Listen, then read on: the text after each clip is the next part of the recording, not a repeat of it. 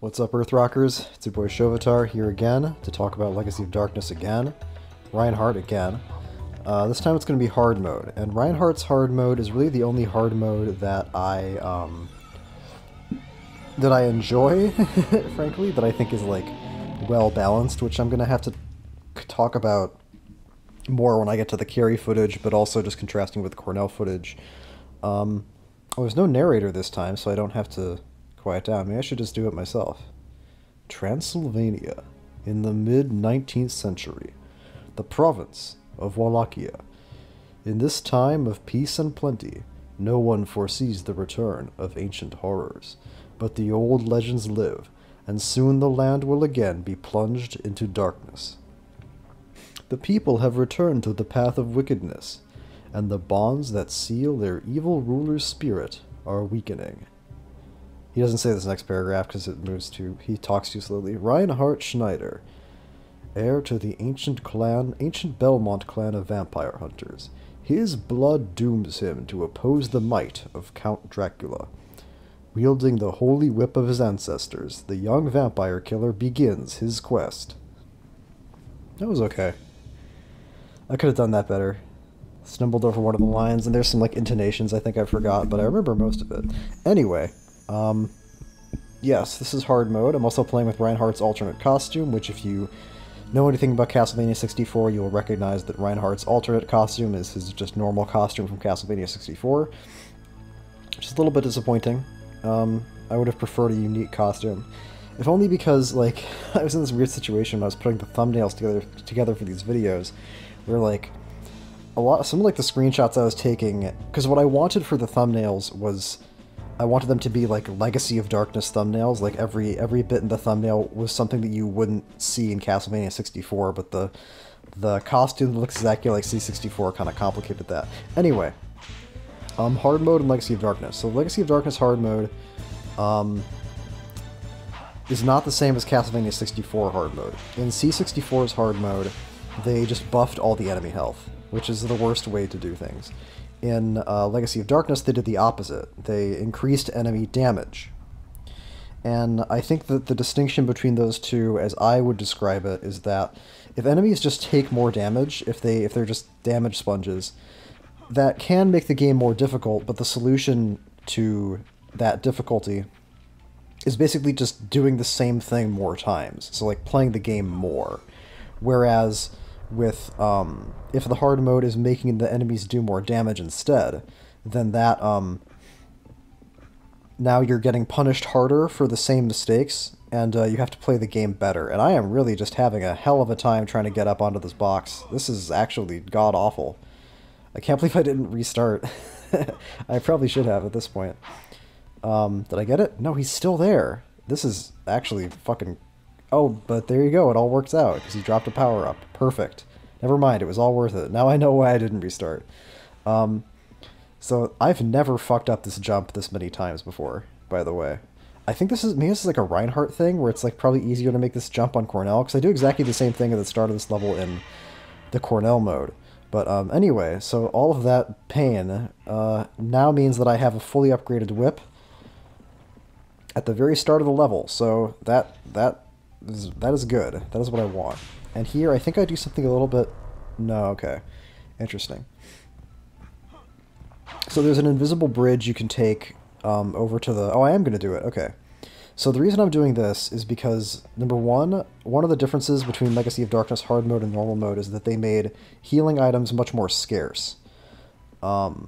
Typically in Castlevania, definitely in Castlevania 64, and even in Legacy of Darkness normal mode, it's pretty easy to build up like a comfortable surplus of healing supplies to fall back on in case something really bad happens. In Legacy of Darkness hard mode, not only do enemies do more damage, but also the availability of healing items is severely curtailed. So you want more of them, but you have access to fewer of them, which means that going out of your way to just get one little meat is something I might as well do anyway, because what's unique about Reinhardt in Legacy of Darkness is that what I want to do is I want to get to the villa, which is the 4th level in the game, at a particular point in time. And in C64, because the levels were laid out differently, this meant that I had to do the early game pretty fast. And when I play on Carrie in Legacy of Darkness, I'm also going to have to do the early game pretty fast, because she has to get to the same cutscene. But with Reinhardt, he is like fast enough that I can take my time in the early levels and still get to the villa at a comfortable timing. Because if and that's actually what I would prefer to do, because every like hour that I get to the villa too early is an hour that I just have to stand around and wait and not do anything. So I would rather play the early game slowly but use that time to get something, and then play the early game fast and then just like get to the villa and just like sit around twiddling my thumbs and not doing anything.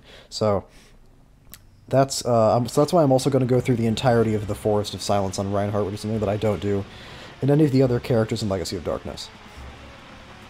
And that fully upgraded whip from the Ghost is so important. I definitely want to get out of this room with a fully upgraded whip. I don't think I would necessarily reset if I didn't, but it's something I really, really want, because at the end of this room, or after this room, is the first boss in the game. And Legacy of Darkness's difficulty curve is somewhat strange, because in my opinion, the first boss in the game, especially on hard mode where he does way more damage, is harder than like any other boss in the game, except I guess Phase 3 of Dracula or Phase 2 of Dracula Ultimate in the Cornell mode. So he's very, very tough. His attacks are very specific to dodge, and I'm probably gonna showcase that, because I don't think I know damage it. I think I probably get hit, but we'll see what happens. Another thing that's nice about being able to take the early game slowly, and this may or may not be relevant, is that I can also fight this boss during the daytime, which maybe matters and maybe doesn't. I actually don't know, because I was under the impression for a long time that every enemy, including bosses, got health buffs during the nighttime, but I don't think it's actually every enemy or every boss. It's definitely like vampire bosses and vampire enemies get the health buff, but I don't know if like the sea serpent boss coming up here does. But I was under the impression that he did, which is why I'm sitting here waiting for it to be daytime before I run forward and spawn him. You know, maybe I wasted my time, maybe not. So that attack is very simple to dodge. You just have to jump on the right timing, and that's exactly what you're supposed to do. Is you're supposed to cut off his arms basically whenever you can, because then he just sits there and doesn't do anything, and you just can get in a bunch of free hits. This is the attack that's really hard to dodge. You have to do this like back and forth thing. That's like so specific. If I was any slower on the turnaround, or if I was like, if I wasn't like doing if I didn't do that exactly the way that I did it, then that attack would have hit me. And on hard mode, that thing, like, that attack, like, knocks you up into the air and it takes off, like, half your health. And if I didn't go out of my way to go across the invisible bridge at the start of the level, then I would have 0 meats. And the way that it is now, I only have 1. So, losing half your health against this guy is a pretty big deal. It wasn't no damage. Okay, good for me. Yes, and that, by the way, is why Reinhardt can take his time in the early game and Carrie can't. Because when I fight that guy on Carrie, that fight is not going to go like that. You'll see that when I upload that footage. With Reinhardt, he does enough damage. He's fast enough that it all works out. So I guess I didn't ultimately make that boss look very hard, but trust me, he is. That like water spout attack where you have to like quick turn back and forth is really, really tricky to dodge. Everything you would think would work just like doesn't. Like if you jump away from it, it just hits you. If you slide through it, it just hits you. If you like jump away at the wrong timing, he'll like follow you and hit you with the next one. It's just such a shit show.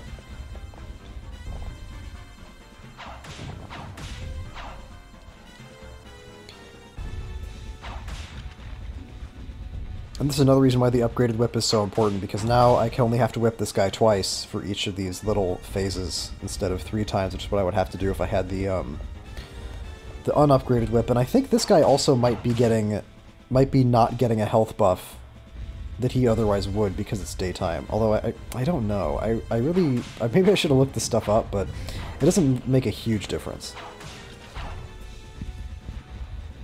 Because this guy is not really very dangerous. He's more dangerous on hard than he is on normal, because in Legacy of Darkness hard mode, they made it so that this guy, if he swings his club at you and he actually hits you, will like take off like 99% of your health. I used to think it was a one-shot, but I think it's technically not. I think it's the kind of thing where if you've taken literally 0 damage before getting hit by the club, then you'll be okay. But if you have any less than 100% HP, I think it just kills you. I really can't overstate how important it is to get a fully upgraded whip prior to the end boss of the lake and then the whole Forest of Silence. Like, this part with the tiger guy goes so much smoother when you have a fully upgraded whip. You don't have to... You can literally just do what I just did there. If I didn't have the fully upgraded whip, I would have to, like, sidestep around. Fortunately, the tiger guy always drops that second power-up, so if you were unfortunate enough to get to this point in the game with only one upgrade, that guy is what gives you your second one. But at that point, you've already had to do the Sea Serpent boss with a shitty whip and the first phase of the skeleton boss, and it's just so much better to have a fully upgraded whip. And this is where the big differences between Reinhardt and Kiri come in. This is why Reinhardt can do these things so much faster, because every combat section is... Oh, this is interesting. So this is a shortcut that takes you to the end of the level. I was under the impression I was going to do the whole forest, but maybe not. Interesting. I wonder why I'm doing this. Maybe I'm worried about... Maybe I feel like I took too long in the lake, and now I'm worried about the timing? This is very strange. I think I have a feeling I know why I'm doing this, though, because in the villa is very tricky, because there's a cutscene inside the villa that only triggers at 3 a.m. But if you get to the front of the villa at midnight, then you can get access to some items that you otherwise wouldn't, that are like only available during the hour of midnight. So I think I must have decided that I am willing to wait the 3 hours, or the 2 hours probably, for the cutscene in the villa in order to get the midnight items in front of the villa. Because the midnight items in front of the villa include a big meat and some like sun and moon cards, which are all pretty useful. So I think this is like a hard mode consideration where I'm worried about having enough healing items, and I'm willing to waste a little bit of time in the villa in order to get the midnight meat. That is such a strange angle to attack him at, but I guess it worked.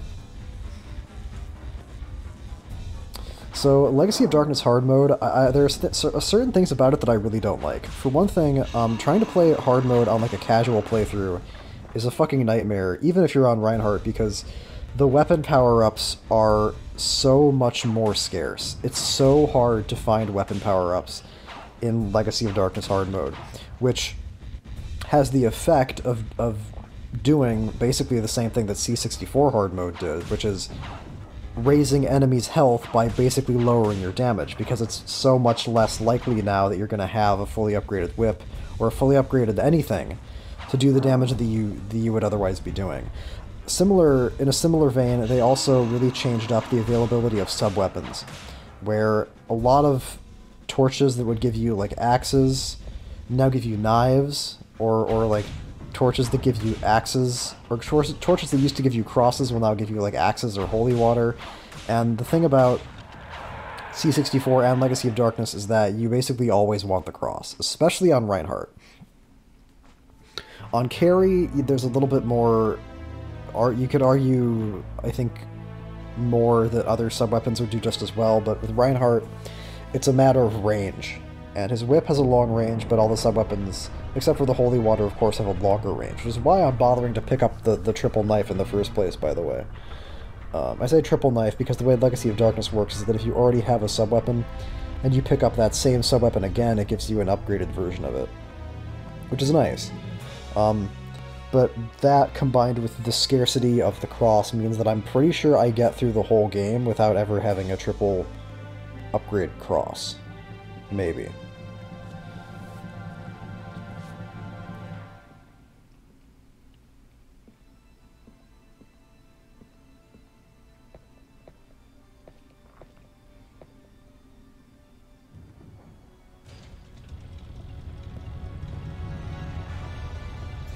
Which, as I just said, has the indirect result of making you do less damage. So I don't really like Like, Legacy of Darkness hard mode is fine if you're doing a run like this where the goal is to never die, but if you're playing, like, casually and you're gonna die, which is probably gonna happen, then it's like now you have to suck for however long it takes you until you finally can get another weapon upgrade. It was very irritating. That was never a mechanic about... There was never, like, a Castlevania mechanic that I liked. Was the whole, like, when you die, you lose your whip upgrades, because... Like, in the NES games, it was... And in Super Castlevania 4, it was, like, so trivial to get the upgrades back again that, like, you would almost never have to do without them, begging the question of why it even existed. And then, in like, Belmont's Revenge, it was... Belmont's Revenge actually had kind of the most interesting whip upgrade system, because whip upgrades were scarce, but instead of doing it like a thing where you start off with a terrible whip, then you get like a less terrible whip, then you get the long-range whip, in Belmont's Revenge you get the long-range whip after only one upgrade, but then the upgrade after that lets you shoot fireballs out of your whip, which is useful in some situations, but in Belmont's Revenge, it's not really that big of a deal if you have that or if you don't have that. So that was more of an interesting situation because it was like... Weapon upgrades were scarce, but the weapon upgrades were also not as, like, impactful, so it didn't feel that bad if you didn't have a fully upgraded whip. I already kind of talked about this boss fight in my normal mode commentary, where I rhapsodize camera placement is.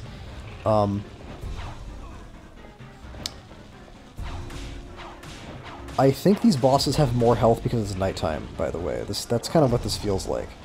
And I think I really wanted to be able to... I think what I really wanted was to pick up the poison cures. The little vials that they dropped, because the antidotes, the anti-poison items are much rarer than the purifying orbs, which are the things that cure vampirism, and because you're much more likely to be poisoned in Legacy of Darkness than you are to be vampirized, in my opinion.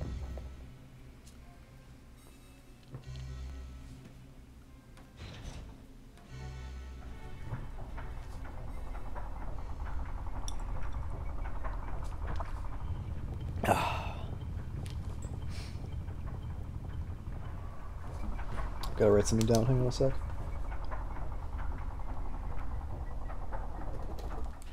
Fuck, this knife. This pen is... How is this pen running out of ink just as I want to use it? Come on. Fucker. Whatever.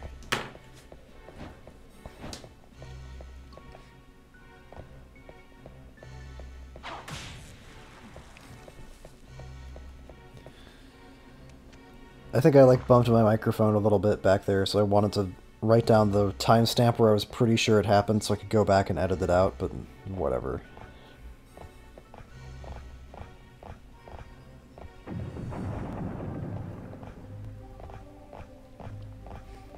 Anyway, yeah, weapon upgrades. So I think that's why in Dracula X and in Rondo they just kind of, like, got rid of it completely.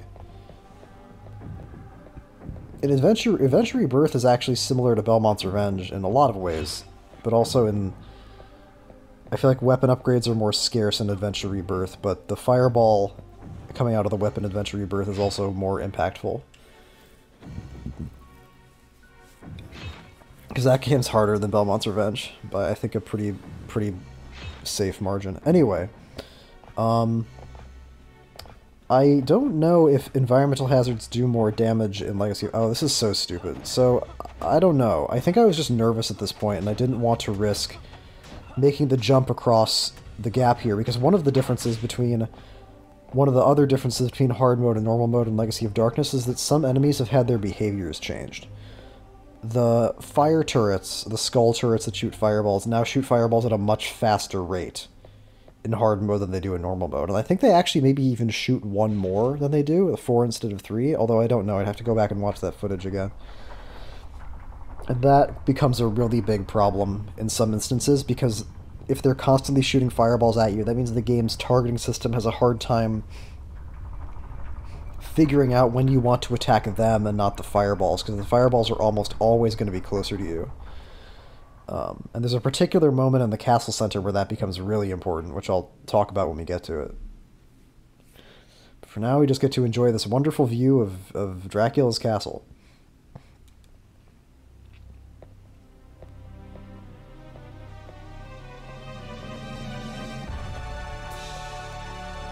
Another thing with no voice acting.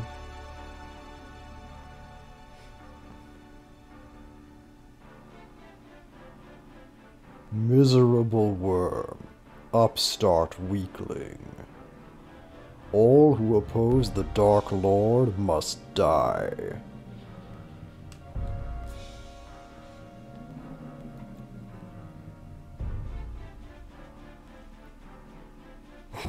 He has nothing to say to that. Come, meet your doom.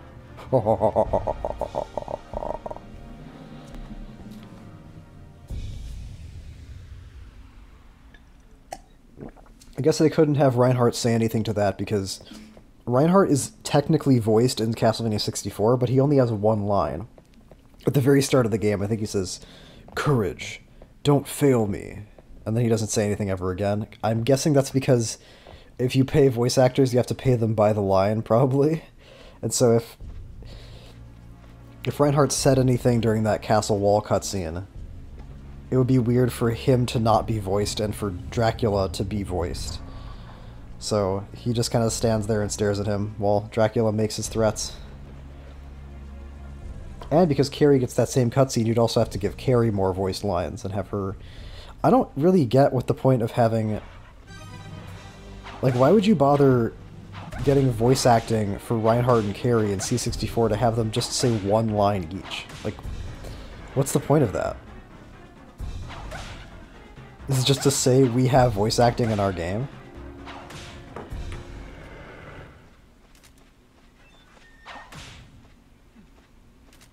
That's part of what makes these games so interesting. And probably why I still feel confident enough that I can, like, keep saying things about them for as long as I have, because, like, I just have so many questions about these games and about how they came to exist, why they exist, why they are the way that they are. I don't know why. I probably didn't really need to bother picking up the axe there, because this next Cerberus coming up is going to drop a cross, which I'm absolutely certain I'm going to use instead of the axe, and this guy's pretty easy to just kill with the whip. I'm actually... Wow, I'm barely going to make the midnight timing. Yeah, the pillar is going to stay up for another 20 seconds, 15 seconds, but that's good enough. And I did what I wanted to do. Okay, it's just a small meat, but still, it's more meat and it's a sun card. I know I want at least one sun card before I get to the tunnels. And I think there's a guaranteed sun card in the villa? But I want more than one sun card, speaking generally, because I know I want sun cards to use on the death fight and on the Dracula fight to reduce his health. And if I don't get a sun card there, I have to rely on sun cards like randomly dropping, or picking up sun cards from the serpent boss in the castle wall, which I don't remember if I did or not. So hitting the midnight timing on that fountain out front and getting on that pillar just kind of removes one possible one element of uncertainty. Now, are these guys any faster on hard mode? He seems like he's pretty much the same. A lot more health, though, because it's nighttime, of course. Wow, I feel like he hit me for a lot. Or was that Cerberus damage that I took earlier being added onto that? I didn't see how much he hit me for. And I only have to wait about 30 seconds for the, for the door to open. If I really wanted to... What am I doing? Oh, I'm eating chicken, okay.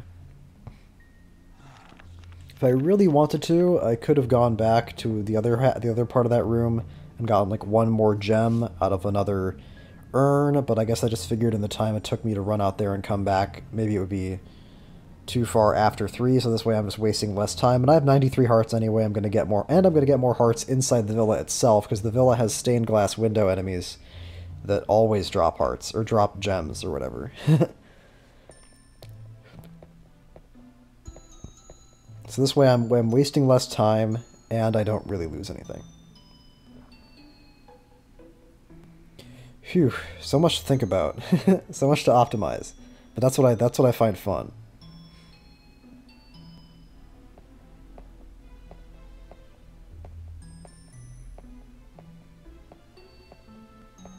Oh, the whole castle is shaking. Must be an earthquake.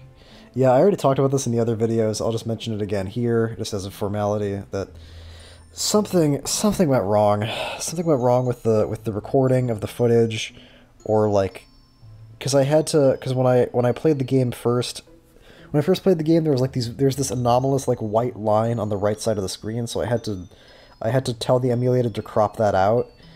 So either that or the fact that Legacy of Darkness uses the N64's like high-res pack thing. One of those two things, or maybe those two things in conjunction, fucked up the frame of the game, so it constantly jitters up and down. It's not really noticeable in gameplay most of the time, at least not for me, because it's just tougher to tell when you're in movement, but when everything is like standing still in the cutscene like this, you can really see it.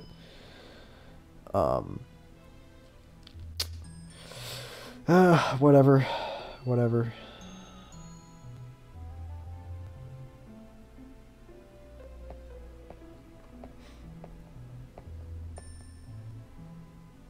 I'm curious on the time frame here, because I guess what must have happened is, because she says a previous adventure, and she's talking about Charlie Vincent, who's going to make his first appearance in a moment here. So, 8 years ago is the Cornell story. Cornell gets to the castle. Death has revived Dracula, which I guess he could just do. But Dracula needs more power to pull off his next scheme, which is to try to resurrect in a new body, because his old body is too old. So he tricks Cornell into giving him magic dog powers. Then he does nothing for 8 years, because his new body is like growing up. Then at some point, somebody hears... What I'm trying to figure out is Vincent must have gotten here before Reinhardt and before Carrie. But I guess my question is, how long has he been here? And how did he get here ahead of them? Because, I mean, I guess maybe he's just took the initiative. Maybe he's a more experienced vampire hunter, so he knew the signs of, oh, a vampire's up and about again, and just got there sooner. Must have been a pretty spry old dude to like jump around in the castle wall towers like that.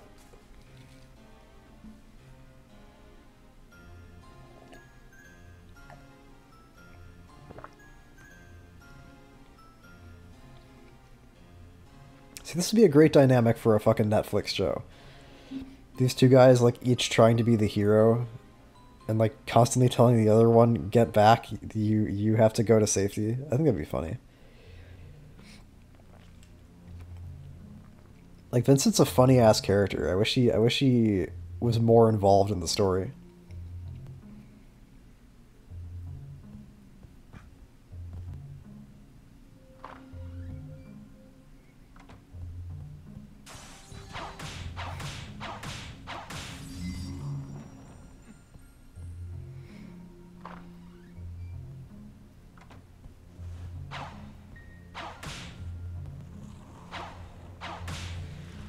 Shit, I broke the wrong urn.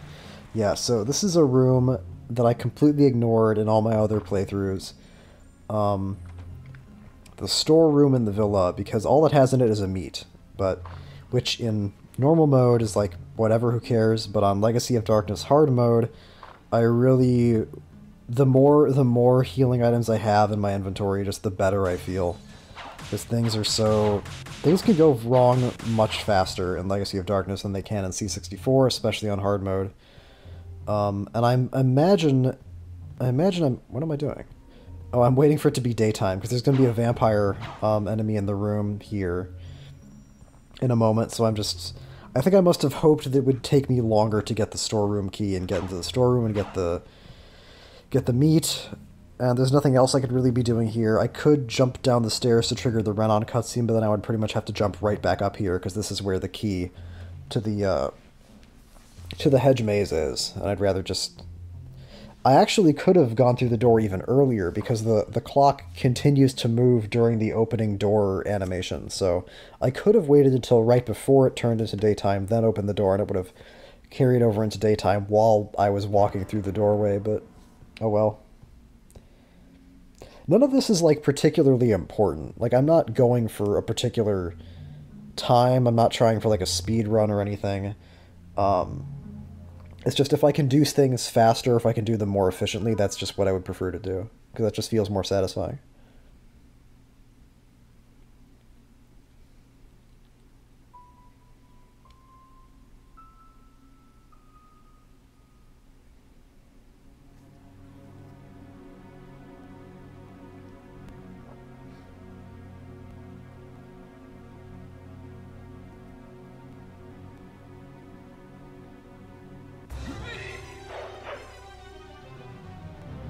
See, Netflix, you could replicate that sequence exactly how it just happened and put it in your Netflix show, and that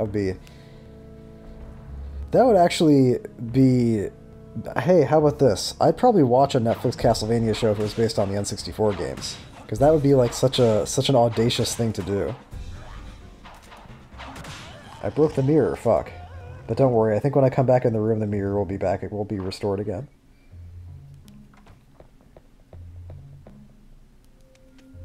And plus, I don't know, I feel like I'm much more curious about the things that happened in the N64 games than I am with like everything else in the other Castlevania games is very straightforward. It's like some asshole brought back Dracula, Belmont man has to go and beat him, and it's like there's nothing really there to like dig at.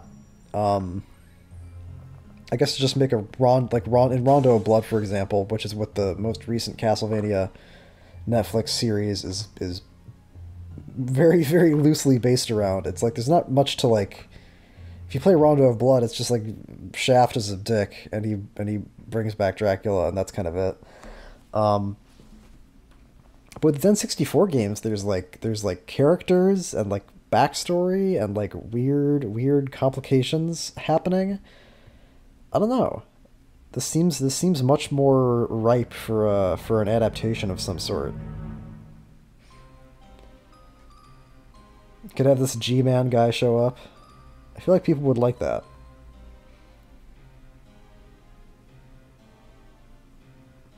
But they would never do that because most people don't care about the N64 games. Like, as if that matters. Like, as if... Because, whatever, man.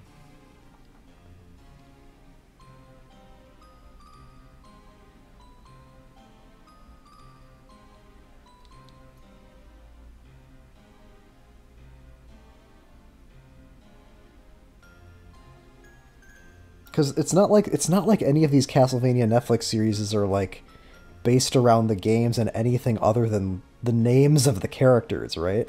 Like, because they just make shit up and do whatever they want. So why not do that with a part of the property that is more conducive to that, right? I know why. It's because people have heard of Richter Belmont and people have heard of you know Alucard because of Symphony of the Night, pretty much.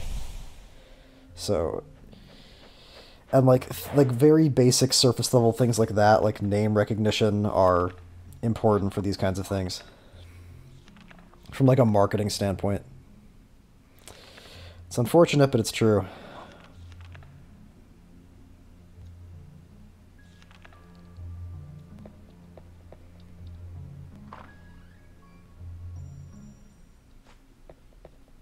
I probably shouldn't ever hope for any kind of adaptation of anything, because video game adaptations are never good.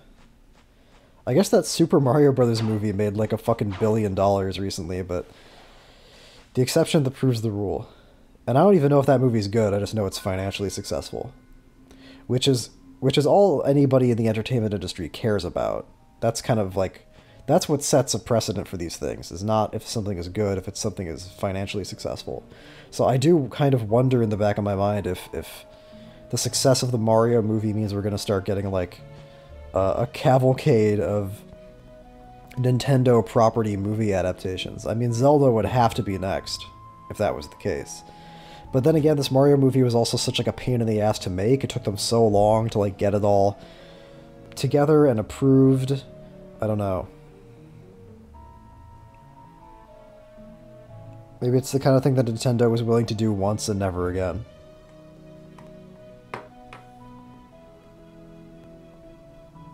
Yeah, this is the story beat that I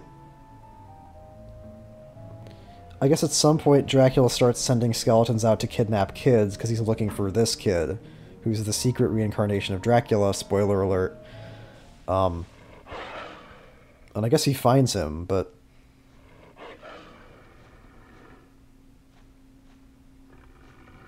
at this point I think Malice is supposed to already be secretly evil, so surely he could just go to the castle himself and not have to get kidnapped there. Maybe not. I don't know. See, look at this. Look at all these gaps in the story you could fill out. Netflix producers. Have some balls. Don't just be the fucking shackled Symphony of the Night for the entirety of your series. Not that I dislike Symphony of the Night, of course, but it's just like it would be like, what would it be like?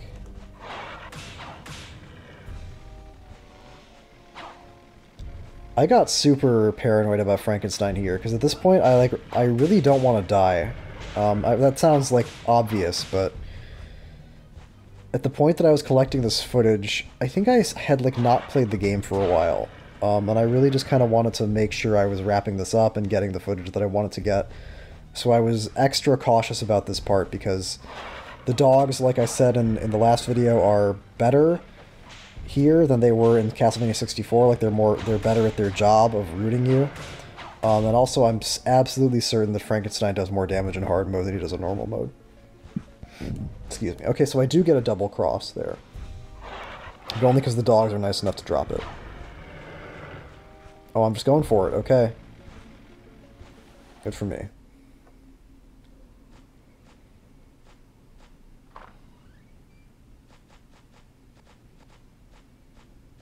Don't just leave the door open. Oh my god. We could have fixed that at least.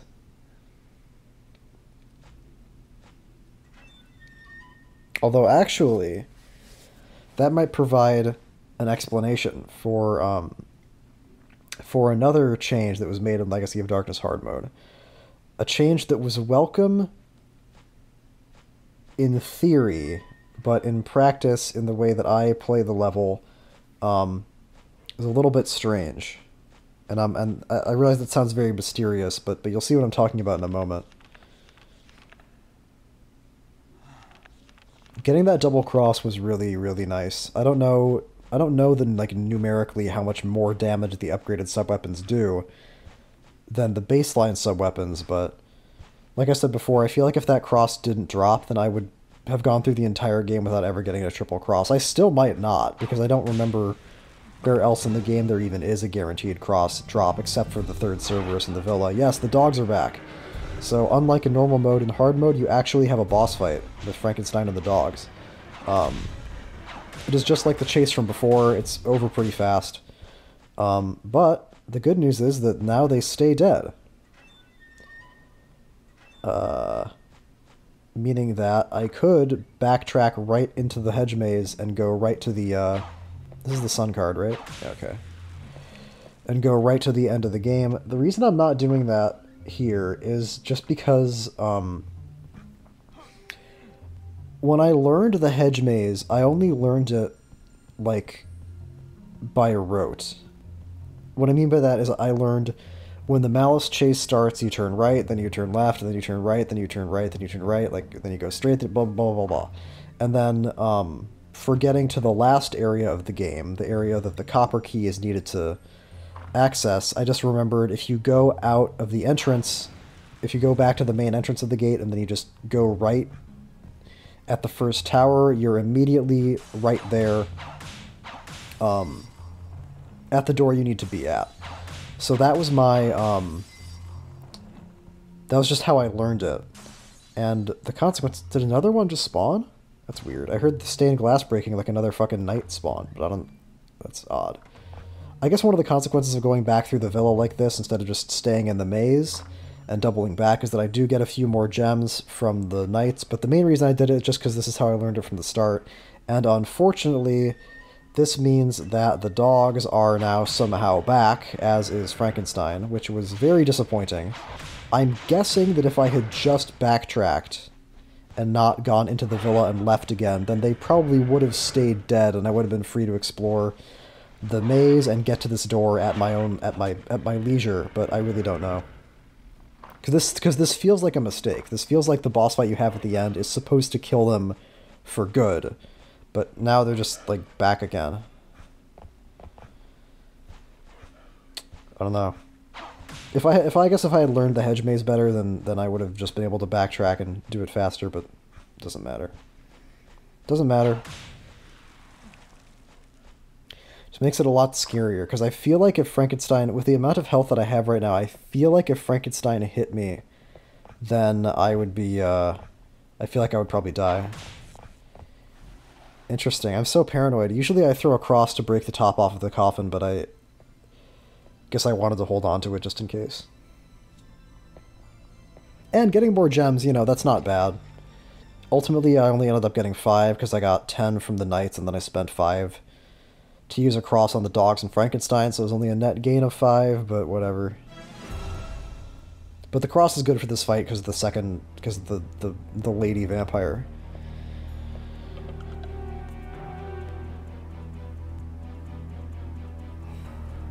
It's just always nice to not have to close distance.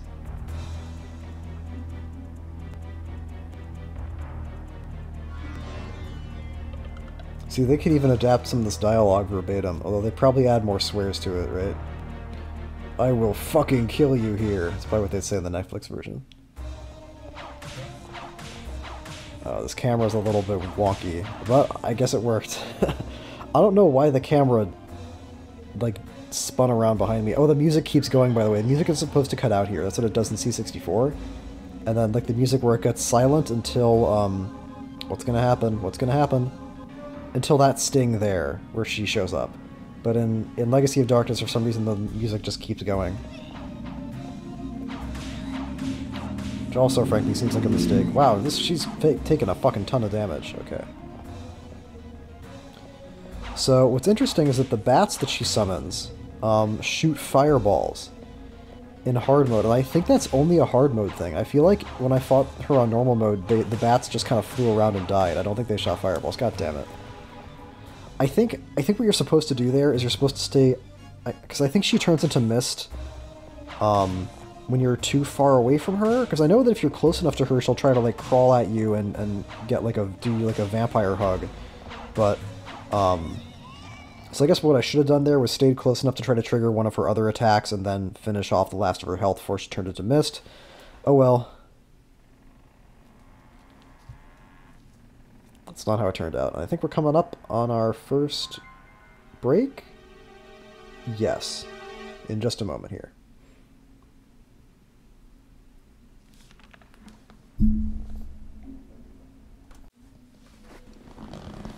Anyway. Yeah, one thing that I didn't do for Legacy of Darkness that I could have, which might have been fun, was I never really figured out, like, perfectly optimal, hang on a sec. You have to edit that out. I never figured out, like, perfectly optimal strats for all the bosses, like how to, like, consistently no damage them or something. I kind of did for the Sea Serpent boss at the start of the game because I had to. But for all the other ones, it was just kind of like whatever was good enough to get through the fight was just good enough to upload. And that's mostly just because my attitude towards these games was different than my attitude towards the 2D games in terms of like the standards I was holding myself to in terms of the footage and in terms of like the level of what was on display, and also like the level of like what felt under my control. I don't really know what all the optimal strats for the bosses are, but I'm almost certain they would be harder to pull off in 3D than a lot of like optimal strats for the 2D game bosses, so It was a combination of many factors. It was like, I don't necessarily, I'm not trying to upload like the best Castlevania 64 footage ever recorded, and also it would be harder to. Those are the two big reasons. And also, I want to say, did those spider ladies die in one whip shot even though it was nighttime? Maybe nighttime, I guess nighttime... Does nighttime buff the health of any enemies besides, like, vampires? I know it buffs Dracula's health, which is why sun cards are important for the end game.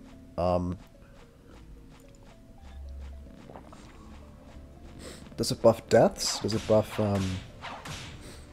It doesn't buff the sea serpents, I don't think. Because I did actually finally look some stuff up about the game.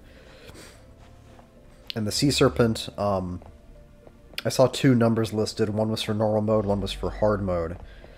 But neither number mentioned anything about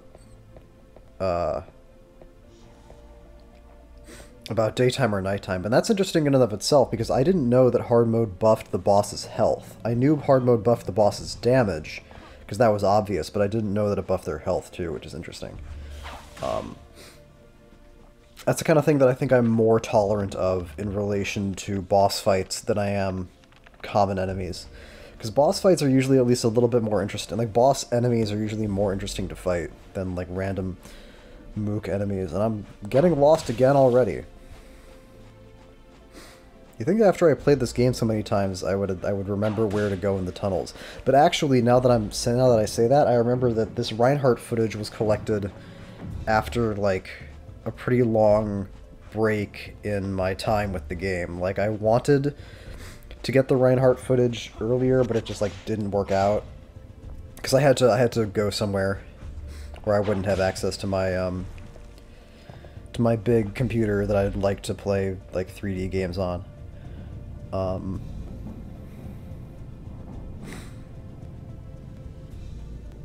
So I spent a lot of time not playing N64 Castlevania, then I had to come back and get the last pieces of footage. And then I had to take another break, because I had to leave again, but that's, I created a different problem, and it was fortunate anyway, because as I think I mentioned in my Carry hard mode commentary, I started encountering some technical difficulties when I started to play the PS2 games, which I'm not going to talk about too much here, but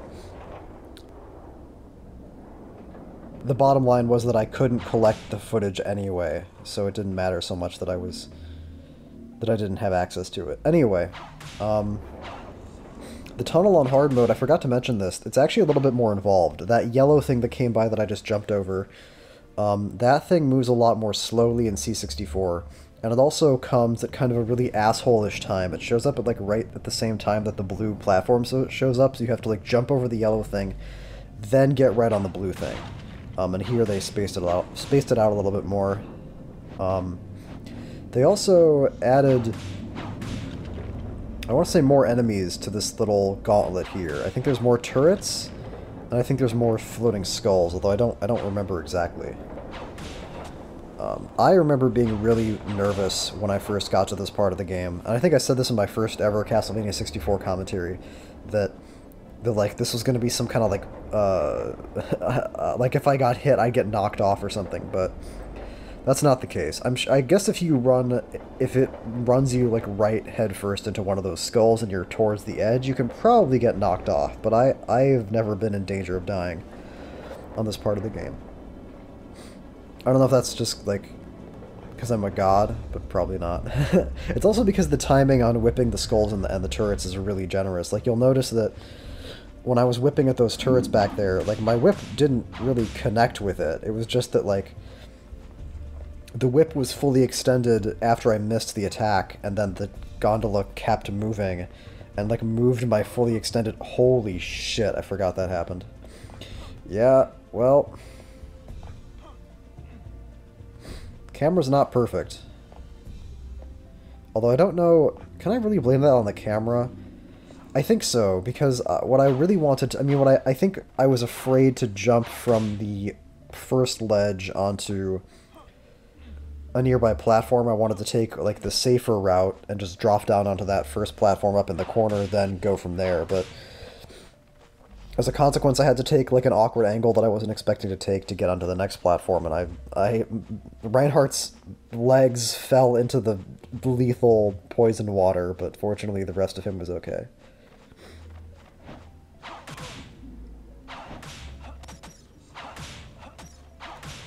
This is kind of crazy. This like bat avalanche is not in the original tunnels. And if I really wanted to, I could probably just run right past them and just try to open the door. But like use a sun card, run right past them, and open the door. But the boss that's coming up here is a lot scarier on hard mode, and I'd rather go in with as much health as I possibly can, and not just get like bonked by the bats to go in at like half health. She's pretty fucking scary.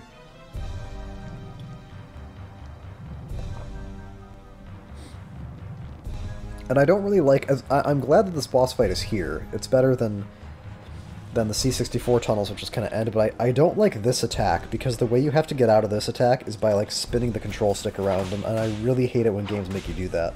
Fortunately, I got close enough that I ended up, like, doing a lot of whip shots that were hitting her pretty hard, so this phase isn't going to last too long, but in general... I don't like this phase because it's just kind of like a shit show where like spiders are everywhere and you just like have to have the cross and just spam it, and or else you're like kind of up shit's creek because there's just like bullshit everywhere you can't deal with, and it's hard to close distance with her because she does that web attack that I don't want to get hit with. Not number one, because it does a lot of damage if I don't wiggle out of it, and number two, I have to fucking wiggle the control stick to get out of it, so I'm worried about, like, wearing down my controller, which is why, incidentally, I think mechanics like that should never be in video games. And this phase is more conventional, but it's scarier, because that web attack there, you can't get out of it, and she spins you around and, like, slams you against a wall, and on hard mode, that attack will do, like, a massive chunk of damage. And the green spray attack is bad because it poisons you. Wow, look at that shit. Yeah, that was... I think that was maybe just like... I was at an awkward angle. I just kind of like jumped right into her when I'm sure I didn't mean to. Jesus, she's just fucking relentless here. Oh, but it doesn't matter because now she's dead.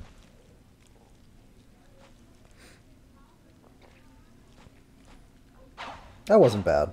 That could have been a lot worse. I never got hit by her web attack in phase 2, which is the dangerous one. One of very few roast beefs you can get in Legacy of Darkness hard mode.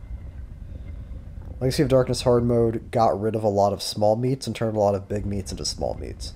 But in practice, the difference between a big meat and the small meat is usually not that important, in my experience.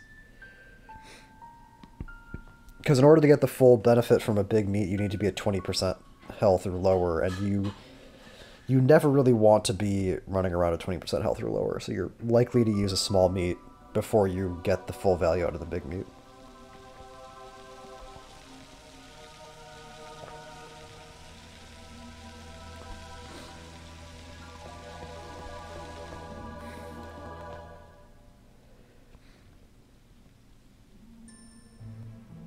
How close to the surface is this little room for a shaft of sunlight to be coming in like that?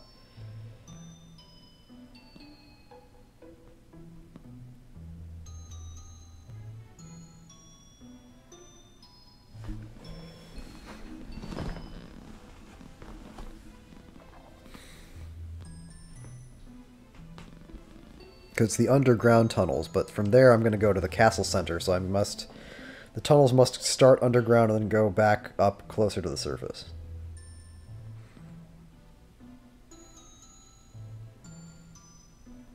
Yes. Yes.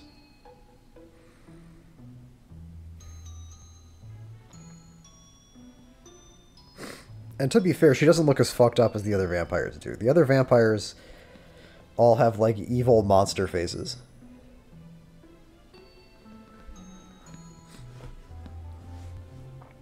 Except for Dracula, but he's Dracula, and he looks evil anyway. Ah, the Castle Center. So this is an interesting. I want to talk a little bit about time, because I've been uploading these videos now, and I've seen the total time length. I've noticed them in a way I haven't before, and something that I consistently, excuse me, sorry, consistently complained about in terms of the Cornell mode was I said that the Cornell mode lasts too long. But I looked at my normal Cornell mode footage and then my normal Reinhardt video for Legacy. Oh, I guess these ladies don't have fucked up monster faces. Never mind. They still look a lot spookier. And they die in 2 hits. Goddamn. Yeah, I was comparing the Cornell and the Reinhardt runs, and even though I said the Cornell mode was longer, they're actually almost exactly the same length, like down to the minute. I want to say the Cornell run's like 2 hours 17 minutes, and I think the Reinhardt mode is like almost exactly that. It's like maybe 2:17 or like 2:19 or something, which was really surprising to me, and I think it's a testament to how fucking long the Castle Center is. Because for context, like Cornell has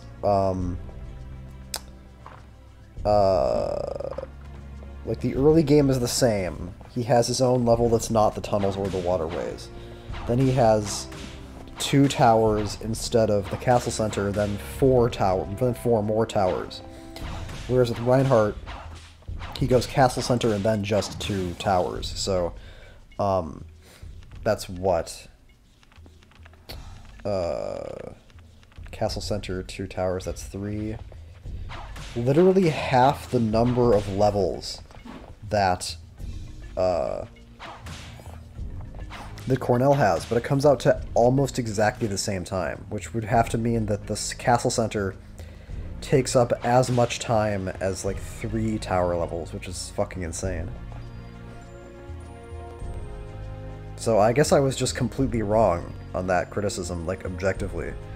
But I think what I meant was, but the reason that it felt longer is because you're put in like dangerous situations almost nonstop. The Castle Center is kind of a snooze fest until you get to the Nitro run, and then you just like randomly die.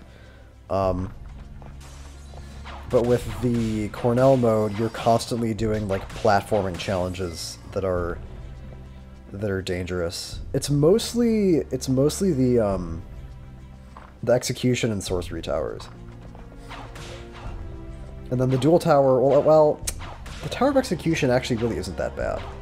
It just takes a long time. It's like the Tower of Science with the machine gun room, and then the fucking the Tower of Sorcery. And the dual tower has a few things, but this is like I'm listing every level. Like this is what I mean. Every level in the Cornell late game basically has the chance for something to go wrong. Whereas in the Castle Center, the only thing that can really go wrong is the Nitro run. And to be fair, it goes wrong very often. So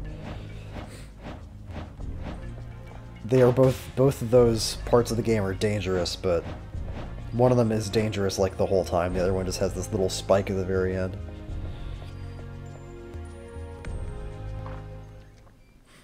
I guess I just prefer the Castle Center to the art and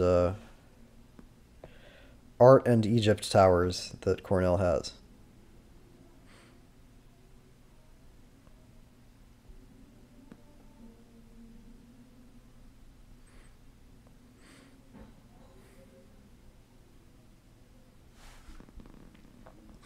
I think this character has a name, but I forget what it is.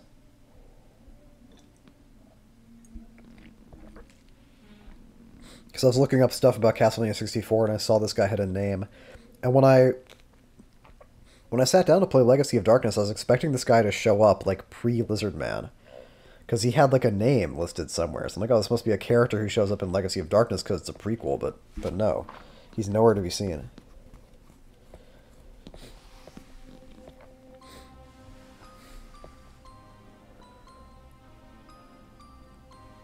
Those are some big fucking bricks.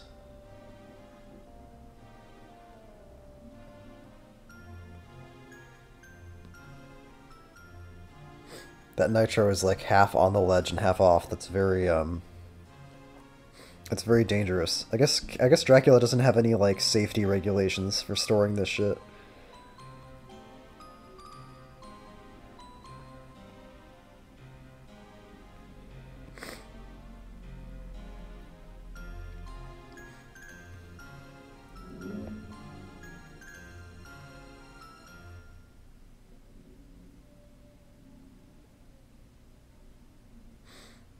Yeah, I don't know. I'm still thinking about like I think that like because I'm thinking about like Castlevania 64 versus Legacy of Darkness, and it's a very tricky thing because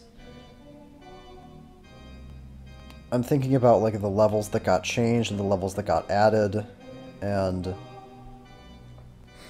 there are just so many little improvements that Legacy of Darkness makes that I really don't think I can dispute that it's a better game, but I do think that a lot of Legacy of Darkness's problems are concentrated in the carry route, which means I shouldn't really talk about them just yet.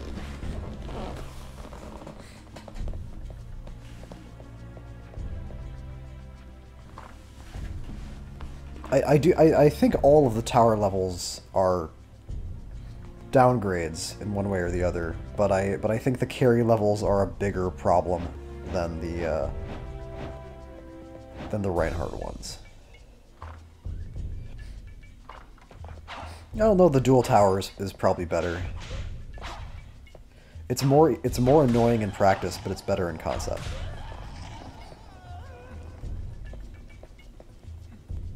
Which, I guess you could say that about the Tower of Science, too.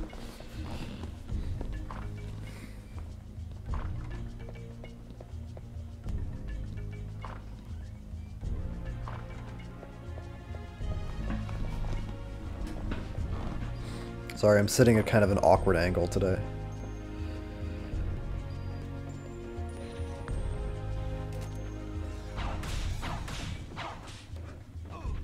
This was like a real big, like, I don't know, this was bad because I realized at this point I only had 2 antidotes left, and I really did not want to get hit by these guys, but I feel like I also am not fighting them.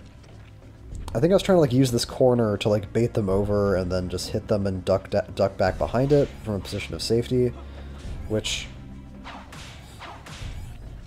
works, I guess. Ooh, that was okay.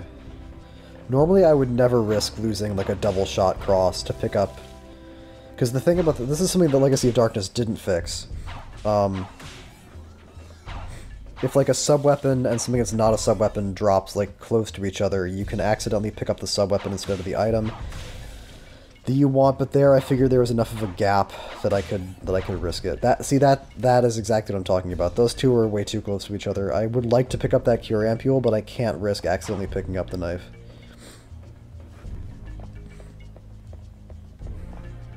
And that's especially important on hard mode because the sub-weapon availability in hard mode is just so garbage.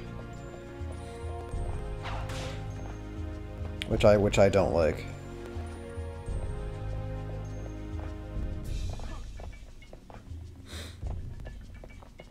Yeah, playing Legacy of Darkness hard mode like normally, where like you die, and you don't just restart, is kind of miserable because you're constantly losing your whip upgrades and you just like it's just not fucking fun to play. So I don't know. I mean, I'd still prefer it to Castlevania 64's hard mode, of course. Like, I'm trying to imagine how long it would take those vampires to die if this was C64 hard mode and it was nighttime. They would just take hit after hit after hit. There's the second one. There he is.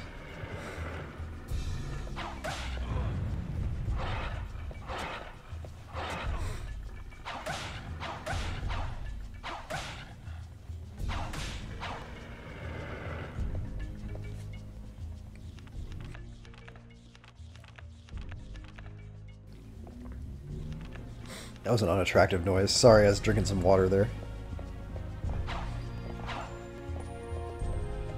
Was that like a light hanging from the ceiling, like a regular ass light. I feel like I saw something like hanging from the ceiling up there. It was a little bit strange looking.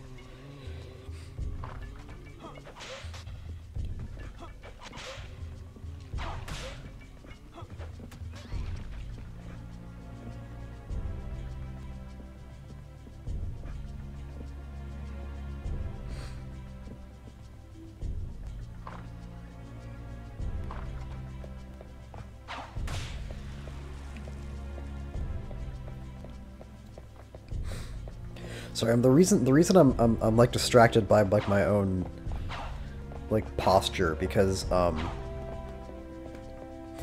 so when I woke up today, I wanted to get this commentary done like way earlier, but when I woke up I was like just fucking congested unbelievably. So I got up and I was like, well, I can't do a commentary like this because I'm gonna sound like terrible.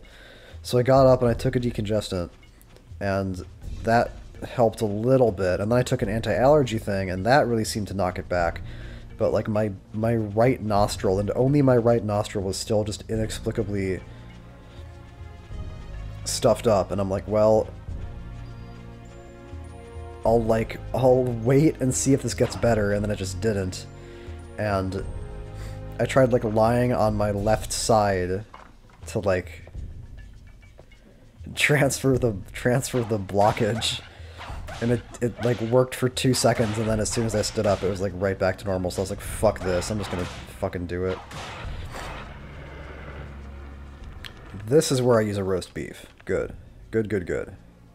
When you get those roast beef opportunities, you should always take them, because they're rare. By that I mean like opportunities to take advantage of the full 80% heal.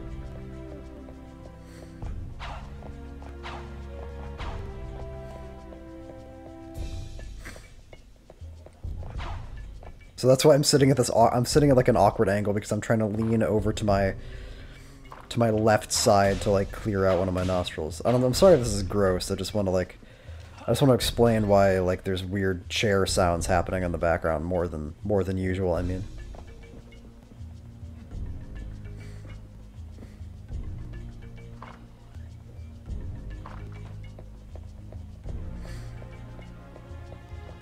I don't want to just take another decongestant because I don't want to exceed the recommended dosage, because I might explode.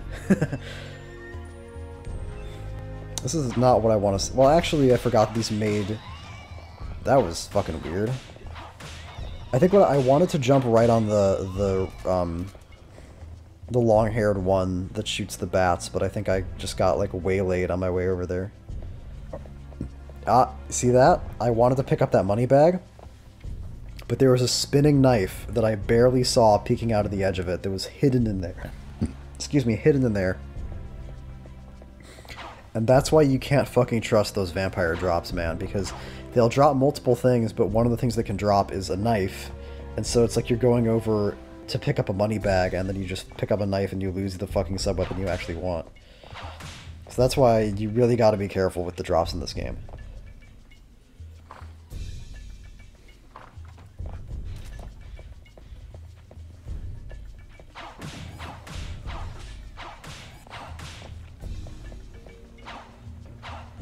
That is really annoying. I guess I'm coming at them at kind of a weird angle, but still.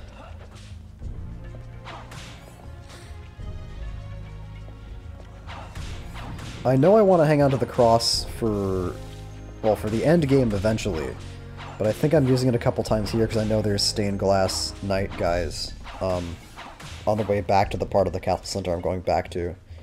And those guys always drop gems, so I can afford to use a few.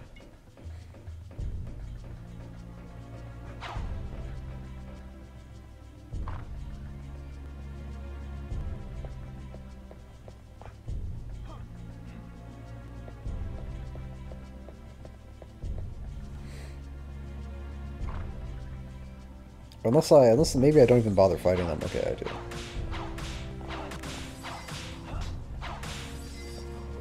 These guys are so strange to fight. In C64, they just kind of like...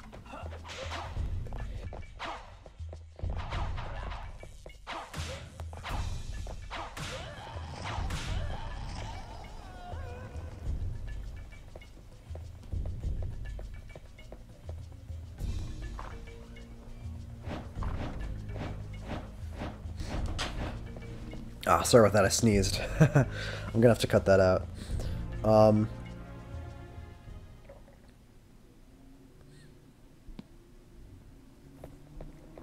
What was I saying? Oh yeah, the stained glass enemies in C64 just kind of run at you and die, but the ones in Legacy of Darkness are more complicated, because if you stay in their face, they seem to also just do the run forward and die thing, but if you try to maintain distance on them, then they throw their swords at you, and it's kind of difficult to avoid. Reason number 15 why I'd rather play as Reinhardt than carry.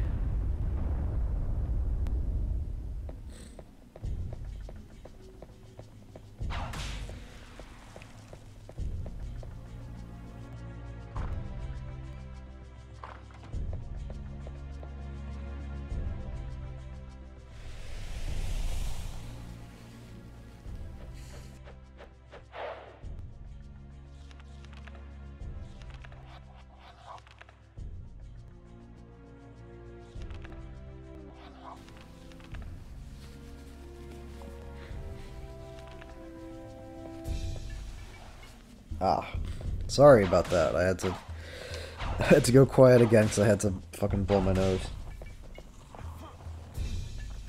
It's been a long time since this has happened to me. My allergy situation was more under control for a while there, but now it seems to be getting worse again, and I don't know why.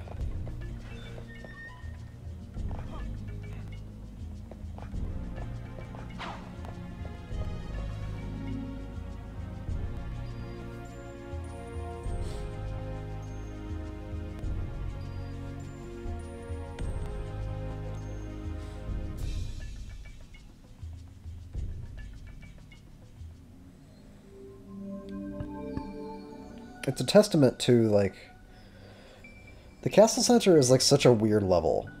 Because it's so long. I think I'm going to be in here, like, I'm looking at the timestamp on the video that I'm watching, and I'm pretty sure I've spent half an hour in the Castle Center. I'm sure it's less than that on normal, but, like, for context, this whole game, like, minus cutscenes, is about, like, 2 hours. So that means that you spend 25% of the whole game in one of the levels. One of the 9 levels on in C64.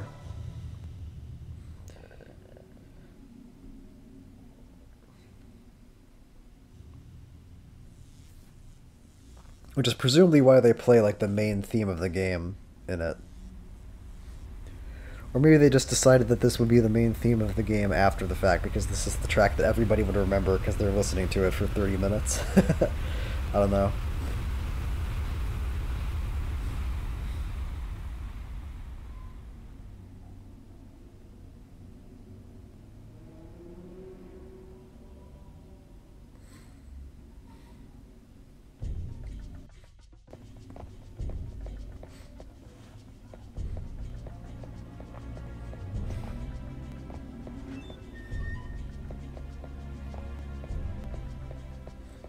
What's that fucking... Is that just a table with no chair? First of all, I have several questions. Number one, how do you get that thing up there? Unless they just built it up there and left it there. Number two, why is there a table with no chair? I don't think there was a chair up there. And who's using this observatory anyway? This is very low-level commentary. I apologize. This is why does Strong Bad wear boxing gloves?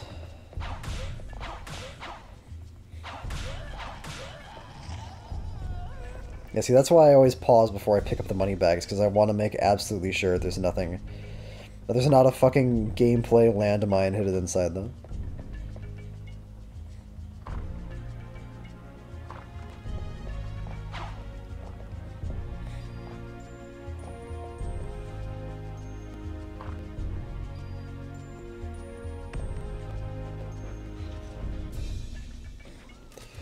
You know, they really didn't need to make you fight these guys like 4 times. Now that I'm really thinking about it, I think I was like lukewarm to complimentary about this part in earlier videos, just because it's like one of the few times in the game when combat actually becomes interesting. But in retrospect, They really didn't make me have to fight these guys 4 times. And also, that was just kind of like... I was trying to get aggressive and I got punished for it. I ended up jumping into a position that I shouldn't have. Oh well.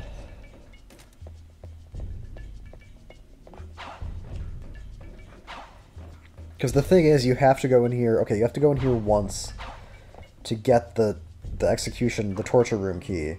Then you have to go down and get the Mandragora. Then you have to go back up. Then you have to go back out. So that's 3 times at the bare minimum. I guess 3 times maximum too, because I don't know why you would do that more than 3 times, but it sure feels like a lot. Yeah, I was trying to make a jump onto that ledge there because it was like slightly easier than taking another route. This is like a huge problem, what they did here. It's not a huge problem in practice, but it really kind of makes me question the state of mind of the developers of Legacy of Darkness, and it has to do with the way that big room back there was changed for hard mode in Legacy of Darkness. You know what? She grabbed my leg. I feel like I shouldn't have gotten hit by that. Whatever. And I didn't break out of it because I didn't want to fuck with the control stick, and because I knew I end every one of these runs with like 5 of those purification crystals just sitting in my bag not doing anything. So I figured, well, here I can just avoid some wear on my controller, and I can also use one of these fucking items that is otherwise just going to rot here and not do anything.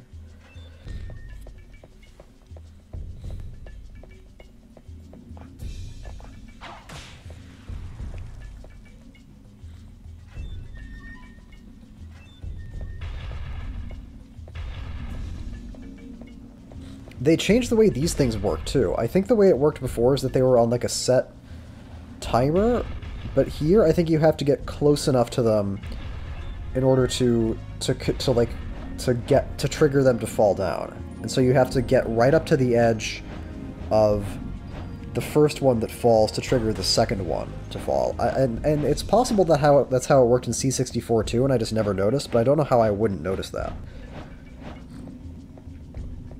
They also changed what's it? Oh, do I really? Damn it. That's unfortunate. I was surprised that because I guess I must have misinterpreted because I thought I made a save state before the tunnels, and that I was just gonna do like the tunnels and the castle center all in one thing, but I think I just was like, fuck it, I hate the Nitro run. I'm just gonna fucking save state for it. Which, you know, again, I'm not happy about, but like, I fucking hate the Nitro run, man.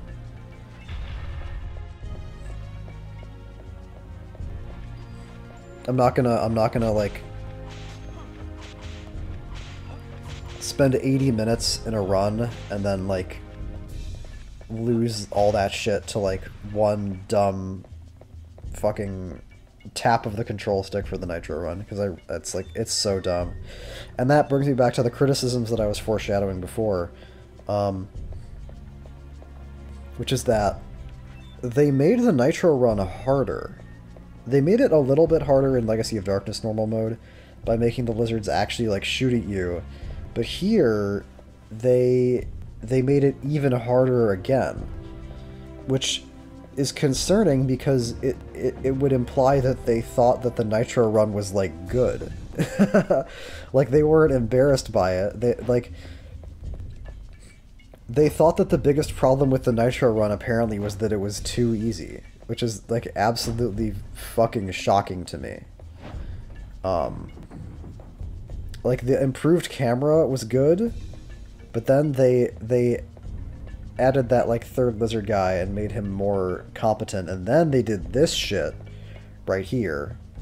4 turrets that you have to take the time to kill, which on Reinhardt is fine if you're getting here with a good sub-weapon. Fortunately, I have my double cross, but imagine if you had like died at an inopportune moment prior to this and you had to come into this shit with like a fucking awful knife or something. It would take forever to whittle that shit down, and it's like, why? And then on carry, it's even worse. Although there's nothing stopping Carrie from just using the cross too, so I don't know.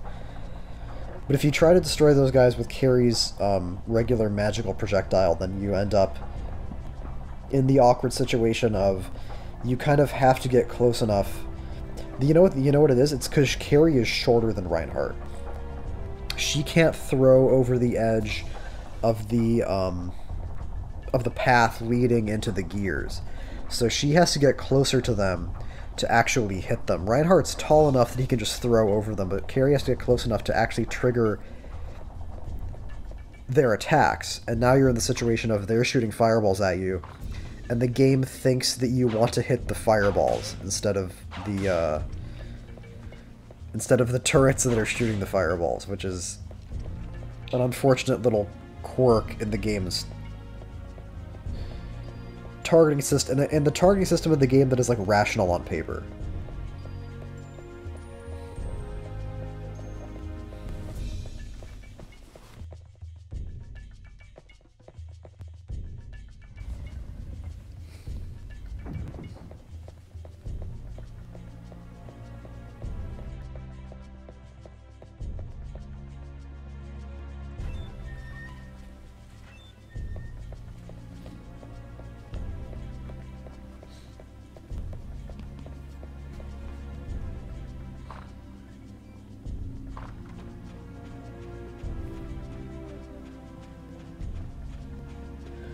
But I made it, and we're finally almost here, towards the end. And there's somehow 8 fucking minutes left in this video, and I know this video file ends at the end of the castle center, so... I guess it's the cutscenes, and then this boss fight actually is interesting on hard mode. On normal mode, once I figured it out, it was pretty easy, but on hard mode they made him more, not unpredictable, but they made it harder to kind of keep track of what he's doing. Because you'll see it, but I just want to like describe it so you know what's going on. The way that it moved in the way that it worked in normal mode is that he would just kind of run around a little bit, then fire an attack, then like do one of his 2 laser attacks, then run around a little bit and charge at you, then run around a little bit and do his other laser attack, and then repeat that cycle. But with hard mode, they basically made him run around more. Where instead of just like running away from you, when he's like winding up his next attack, he kind of like fakes you out and tries to. He kind of like fake runs towards you. Which I know what his charge attack looks like, so I was never confused about whether he was really charging me or not, but what that did was it fucked up. It made it harder to remember like what the last thing he had done was, just because there was now more of an interval between attacks. And it's also pretty scary, because he does come pretty close to you, so you end up worrying more about your own position, and it becomes more complicated to do what you're supposed to do in this fight, which is just try to get behind him at all times, which means being in position to get behind him like all the time and be constantly thinking about that. Here you also have to worry about him zooming around and bumping into you between his attacks.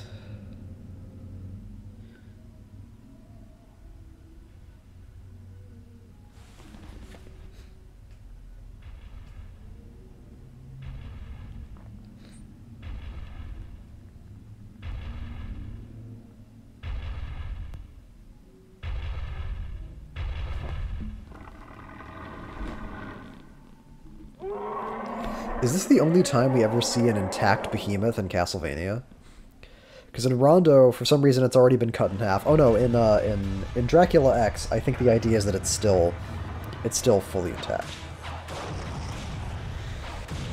Dracula X and Rondo both have sections where a behemoth is chasing you, but in Rondo it's in level 2, and it's like half of a behemoth. But in Dracula X it's in level 1, and even though you only see the front half, I believe the implication is that it is still a whole behemoth at that point. Excuse me, sorry. I don't think Rondo ever explains why it's missing half of its body. The real question is, who killed this thing first? It's just sitting in this arena. in Portrait of Ruin, you fight half of a behemoth in an arena. So, but that's half of it. Here it's a whole behemoth. What a mystery. I should tweet Koji Igarashi right now and ask him about this. Although he had nothing to do with this game, so he probably wouldn't know anything. Not that he would answer anyway. Yeah, that's what I'm talking about. I guess I was a little bit confused about whether he was faking me out or not, but I could tell at the last second. Yeah, he just kind of moves around more. Yeah, like that's a real charge. Did he stop doing it? He seems like he's back to normal. Maybe once he takes enough damage, he stops doing like the fake out charge. Well, anyway, that's the fight. I thought I knew it was going to happen, but I got distracted. I really could have just ignored that guy. But I wasn't sure. I really hate hunchbacks. I hate the hunchbacks in almost every game they're in. The only exceptions, I guess, I would make are like Castlevania 1, because there's not that many of them, and they're usually pretty simple to kill. And I guess by extension Castlevania 3, because they behave identically. They're more like set hazards with a very specific... Do you guys hear that? Yeah, like I said, I wanted to get this done earlier in the day before people start... Before it got like really busy outside, but... Like I said, I was afflicted.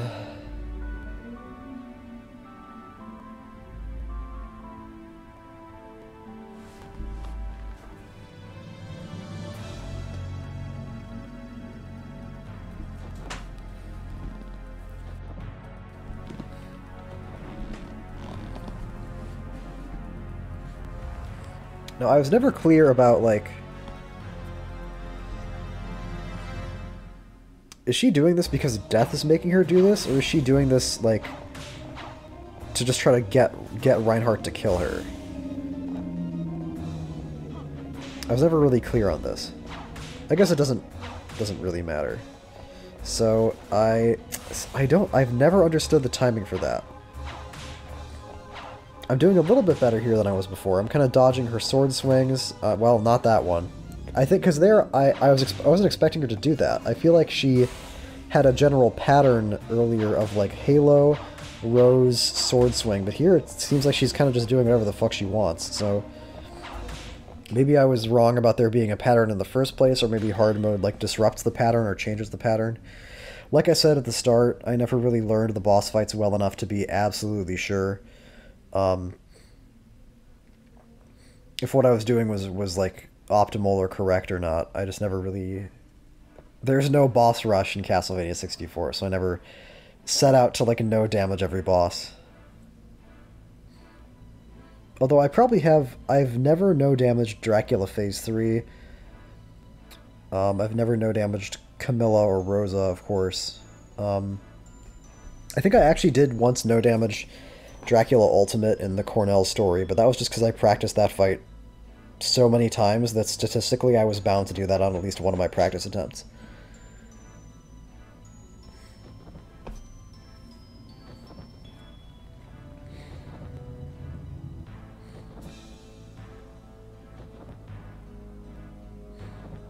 Like, I understand why Death is here now, because Death is here now to teleport her away, but I don't understand...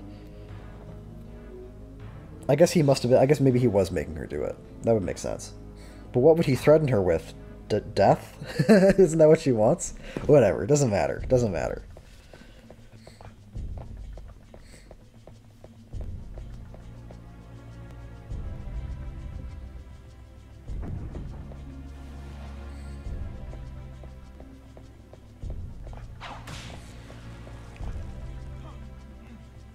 Yeah, those $100 money bags. Legacy of Darkness hard mode really loves those.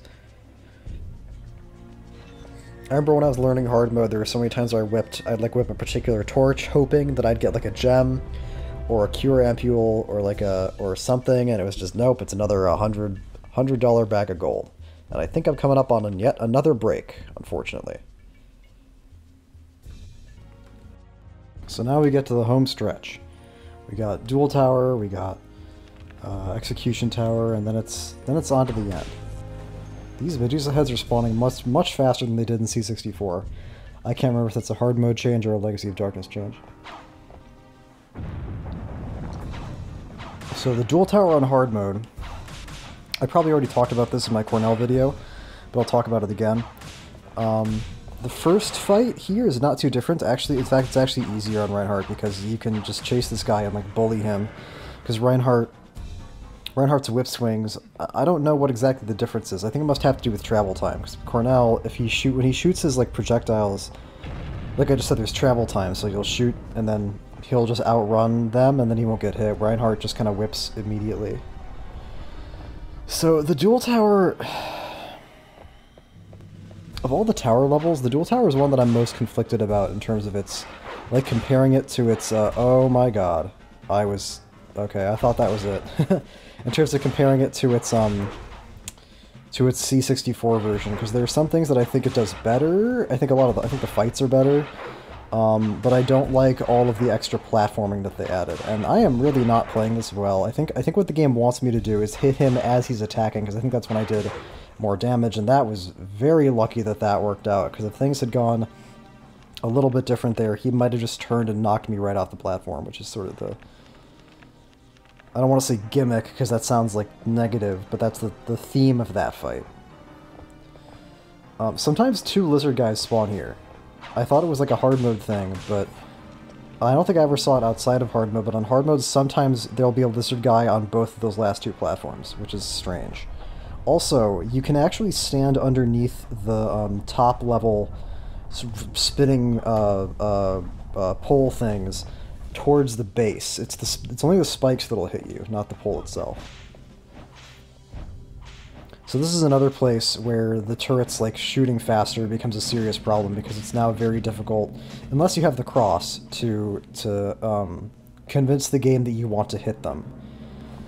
Because if I didn't have the cross there, if I instead had, like, the axe or the knife, then I'd probably only ever be... Holy mother of God, that was really fucking close. I had several different ways of traversing this part. I just kind of settled on the sliding method, because I think I like sliding. I was a little bit excited that I had a good use for it, and this is like the fucking closest, like, dual tower platforming section I think I've ever done. Pretty much, that was like 3 jumps in a row where something could have, like, gone really wrong if I was 1 millimeter off, or if the timing on a button press was, like, a little bit different, so that was pretty fucking scary. And it's in, like, it puts me in, like, games like Castlevania 64 and Super Castlevania 4 to a certain extent put me in a bit of an awkward position, because from a pure gameplay standpoint, like, the fact that there's more complicated platforming in the Legacy of Darkness Dual Tower, like, that's good on paper, because that's what it's supposed to be. It's supposed to be primarily a platformer with, like, these platforming challenges, but I don't like that as much, so that's kind of the bind that I'm in with a lot of my evaluation of Legacy of Darkness. Mostly we're just with the dual tower, though. This level's pretty quick. It's only gonna be like 5 minutes, I think. Again, contrast that with the castle center, which takes like 30 minutes. But the levels are designed differently. This is more of a straightforward level. The castle center is something a little bit different.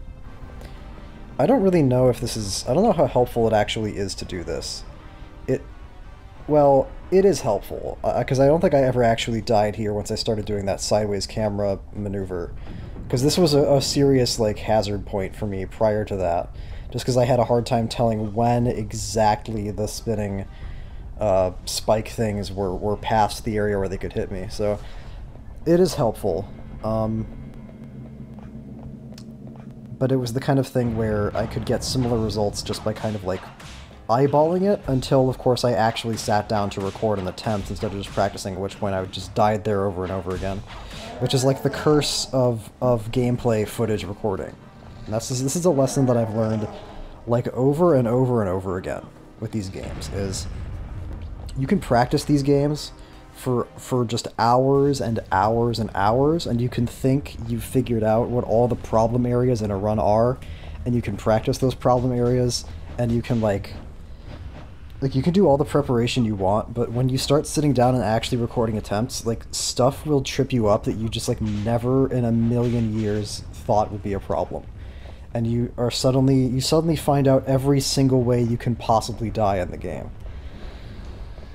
And that's kind of like that's a lot easier in a game like this, where the way you die is just by, like, fucking up a jump, or by not having, like, a particular rhythm or a particular strategy to a platforming section. And this is something I've said in the past about platforming, and why I don't like it as much from a challenge perspective, is because depending on the challenge, there's not that much thought to it. It's not like...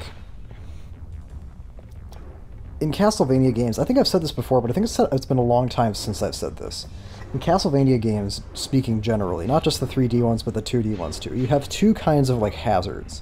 Two kinds of, like, problems you'll encounter, generally speaking. There's combat challenges and then platforming challenges.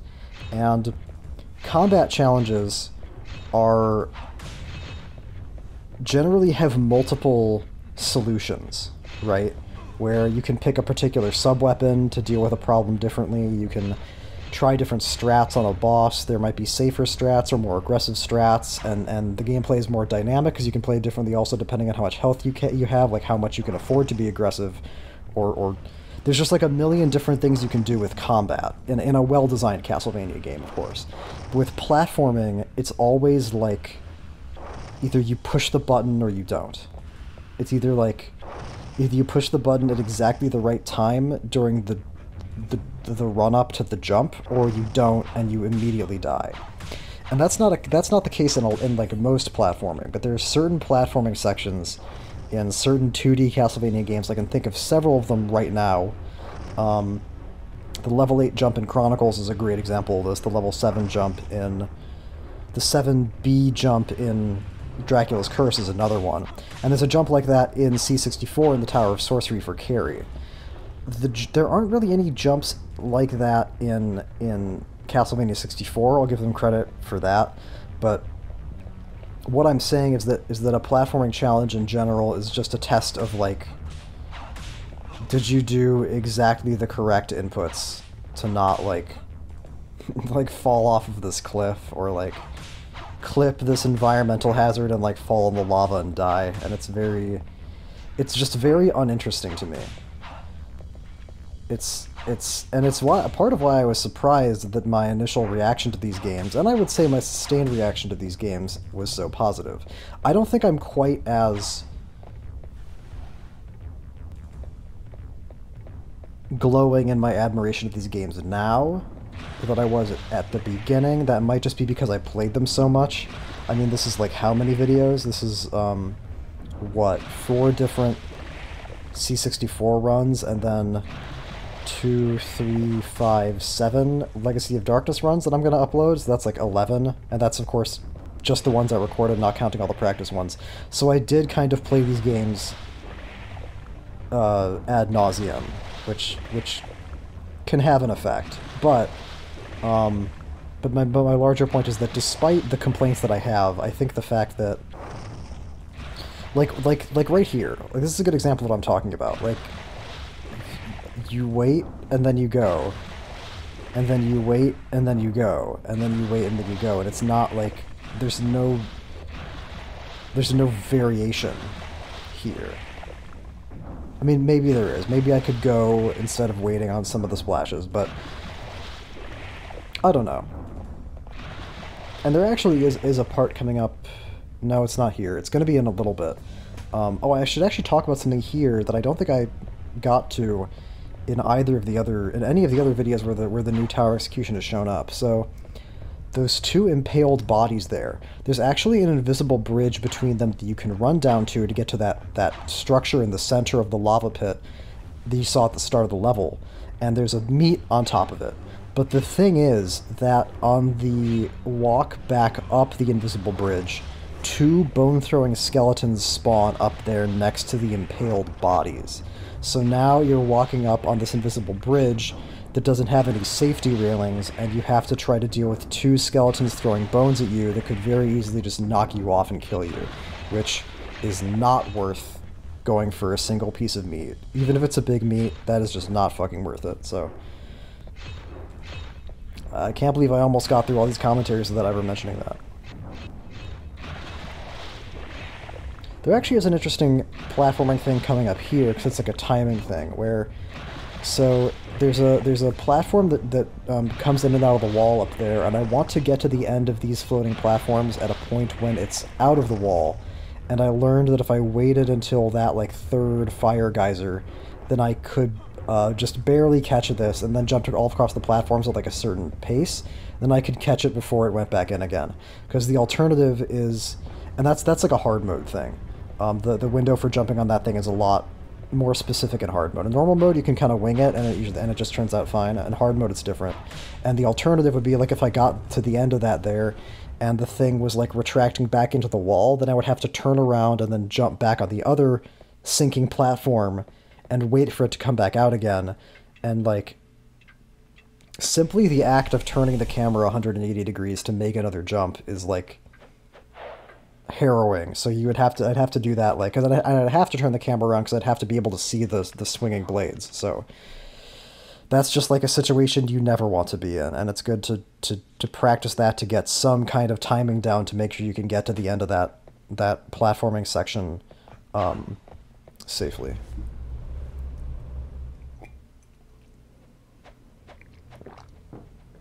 Death on hard mode. Death on hard mode is actually not dangerous. I mean, at least I don't remember him being dangerous. It's possible that this fight is going to start and I'm just going to eat shit at the start and I'll be proven completely wrong, so we'll see, but I don't remember this ever being a problem.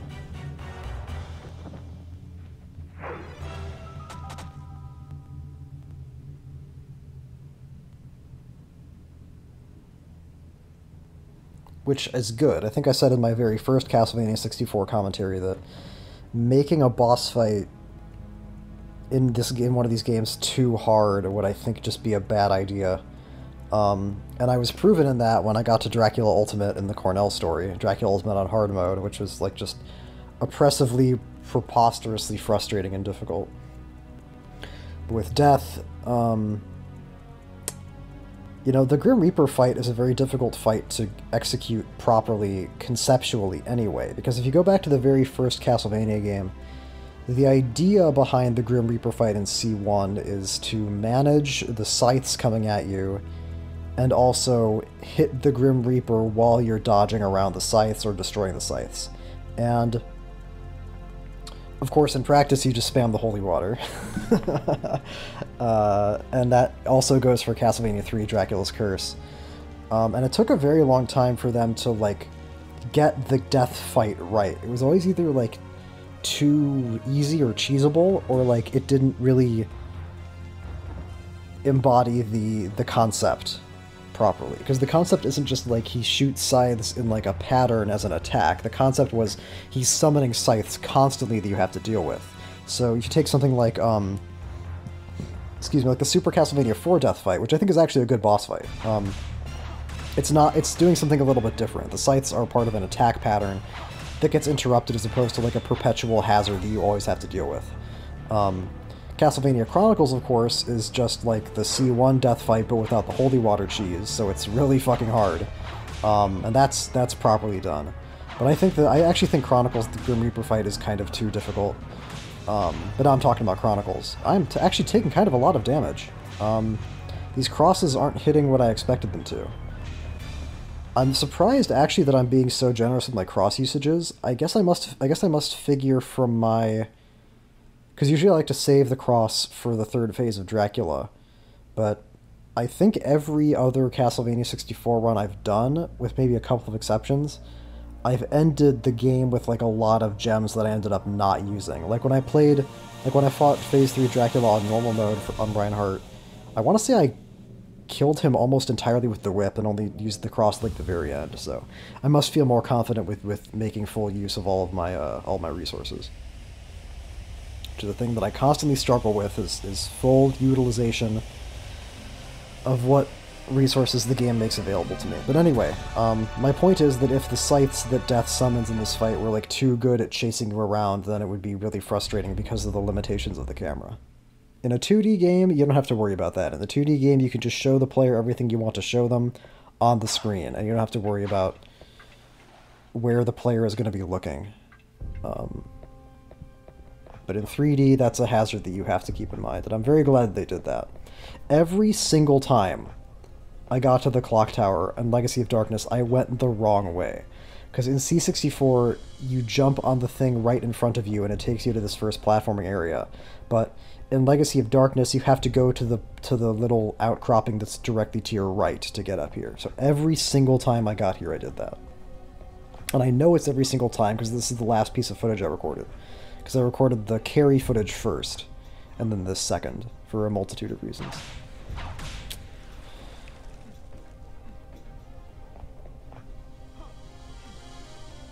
I think the Dracula X Grim Reaper fight actually embodies it pretty well. Dracula X / Rondo, although the two fights are very, very... Even though it's the same boss, the two fights are very different. Which is a strange thing to say, but if you know anything about the difference between Rondo and Dracula X, you would understand. And now I'm talking about Rondo and Dracula X. Hey, it's because it plays the Rondo Blood boss fight music in the Grim Reaper fight. So that right there is a great example of one of my least favorite things. The insistence in Castlevania 64 of giving you a useless short-range melee attack, which just fucks up fucks with my button mashing tendencies.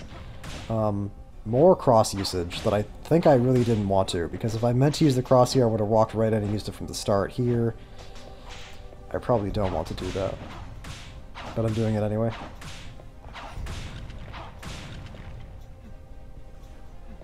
I really don't... Well, I don't know.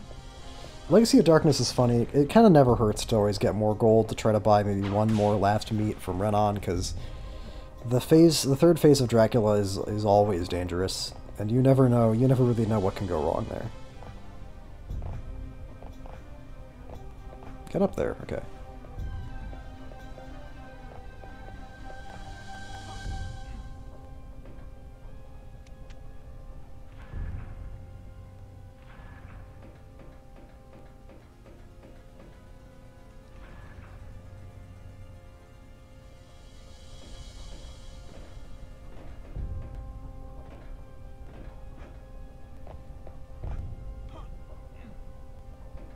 Yeah, this taking place in 1930 I think makes more sense. Like, look at all this, like, metal, the fucking, I don't know what you called it, but, like,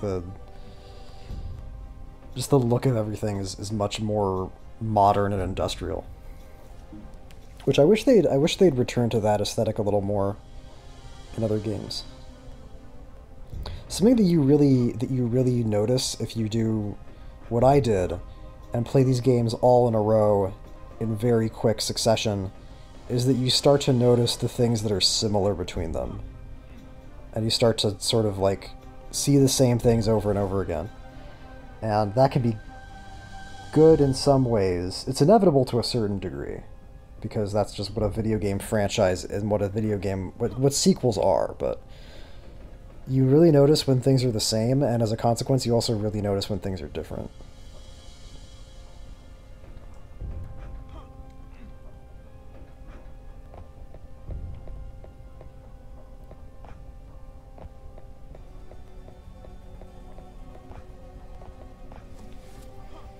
And the N64 games, if nothing else, are definitely very different.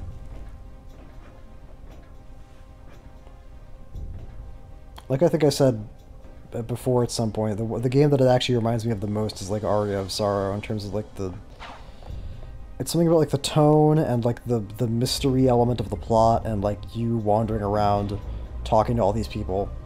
Which is funny because Igarashi had nothing to do with this. And I mean, Igarashi had a lot to do with harmony and symphony too, but whenever I think of like Igarashi, I always think of Aria of Sorrow for some reason. I think it's because Aria of Sorrow is the most like detached from previous Castlevania entries of any of the Igavanias that I can think of.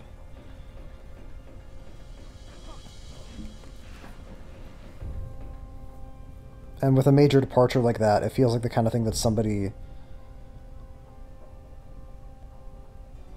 must have been really like gung-ho for.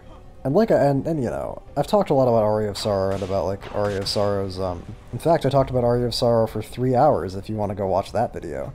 It's called Talking About Aria of Sorrow for 3 hours.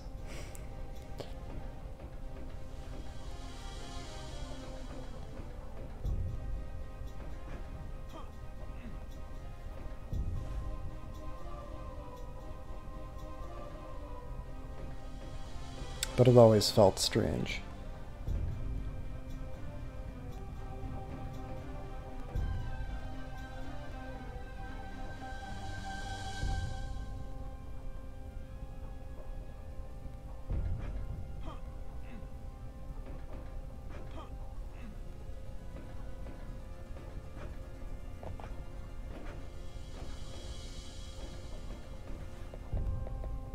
I was never fully relaxed when I played this game.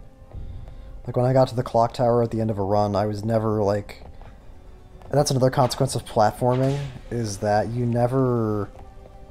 The fact that the slightest fuck-up can instantly kill you means you never really feel like, okay, I've got this, until all platforming is over. Which is, like a lot of my criticisms, that could be interpreted as a good thing or a bad thing. It means the game is consistently,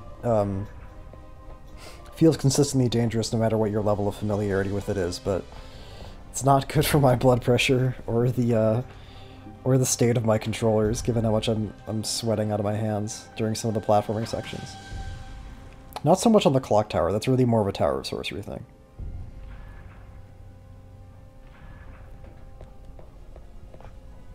And because it's summer here, so it's actually hot. Speaking of which, it's the middle of the night, so I think I might open a window.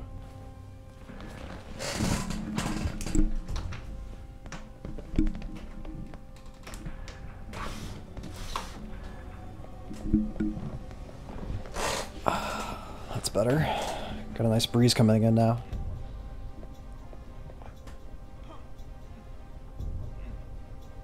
It's actually kind of humid out there. Anyway,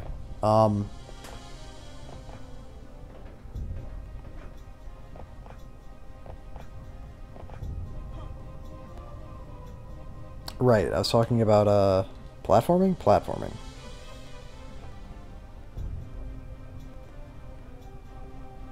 Platforming. Jittering, camera jittering up and down. Great. Yeah, normally I wouldn't open the window if it was like... Because, I mean, if you've watched my videos, you know about my problems with street noise. And also because sound carries, like, surprisingly well outside, and so I don't want to, like... So if anybody walks by out there, they'll probably hear me doing my Castlevania commentary. Maybe. Sound sure carries up here. I don't see why it wouldn't carry down.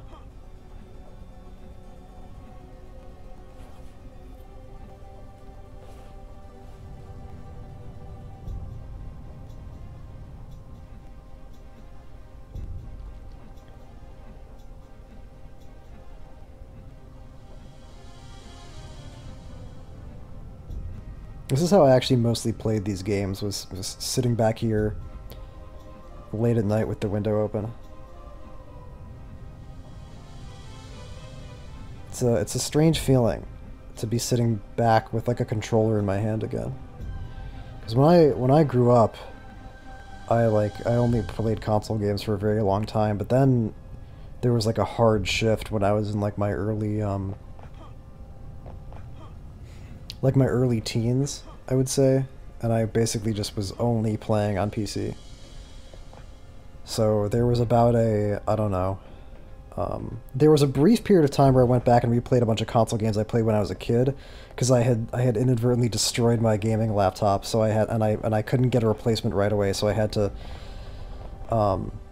just play console games for like, I don't even remember how long that was, like 3 weeks or something, 2-3 weeks. But other than that brief spell, and that would have been like, fuck, how many years ago was that? 7, maybe? Other than that brief gap, it was like, I played console games until I was like 12, and then And then didn't touch them again until now, so it's kind of strange.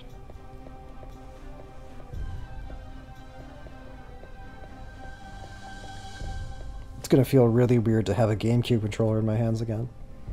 Why would you have a GameCube controller in your hands again, Shovatar? There are no Castlevania games on GameCube. I know.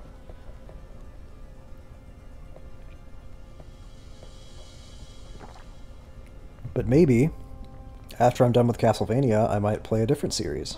Who knows? And maybe whatever series I play next will have a GameCube game in its lineup. You just never know what's going to happen until it happens.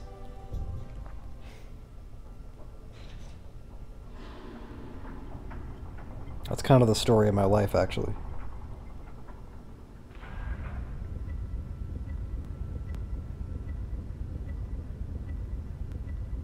This is actually the perfect time to have the window open because it's late enough that people aren't outside in the parking lots yelling at each other all the time, but it's not so late that the street cleaning trucks haven't shown up yet. Because that's like the sound of early morning. Early morning, my location is really loud-ass trucks out there cleaning the street. Or just like making deliveries or whatever. It's just like truck central past a certain point. I actually am kind of like a vampire in that my sleep schedule is a little bit unconventional.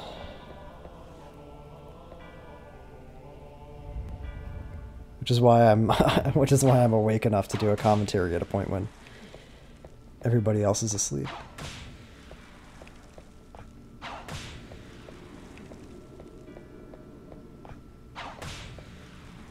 No sirens are going to go off this time.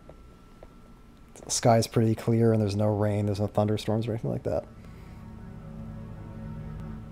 I was surprised when I posted that Carrie commentary where the tornado sirens go off. I thought there'd be more like of a reaction to that. I don't have like expectations when I post my videos speaking generally because I know that the number of people watching them is just very low, but like I put the tornado in the thumbnail and everything. Not many people have watched that though. A bunch of people are watching my like Carrie normal mode commentary though. That was actually kind of scary. The algorithm just picked it up and it just got like incredible views in like 3 days and I was actually like kind of nervous. I don't know why. It's like oh god, are people gonna actually start watching my videos? I don't know why I wouldn't want that. Fortunately, it seems like it was a one-time thing. Maybe it had to do with the Castlevania Nocturne trailer coming out. Maybe like Castlevania is getting like favored in the algorithm or something, so I guess I inadvertently picked a fortuitous time to do this. Although people who are watching any of these videos expecting them to have anything to do with Castlevania Nocturne are going to be real disappointed. I guess they could go watch my Rondo videos, which are with their fucked up aspect ratio. No, don't watch any of the Rondo blood footage on my channel, by the way. Or whatever footage I have up now of Rondo blood, don't go watch it. Because I wanted to correct for the stretched 4:3 aspect ratio, and overcorrected, and now it kind of looks a little bit like Rondo blood if it was filmed by a smartphone.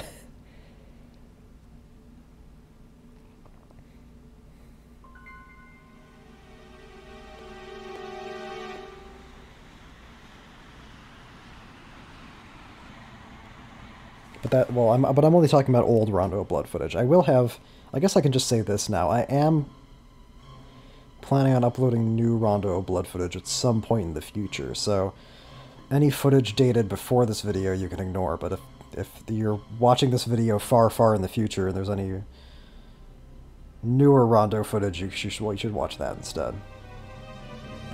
Oh shit. Maybe I won't record new Rondo footage. Maybe I'll just correct the aspect ratio and do a real upload. Well, whatever. I haven't decided that yet.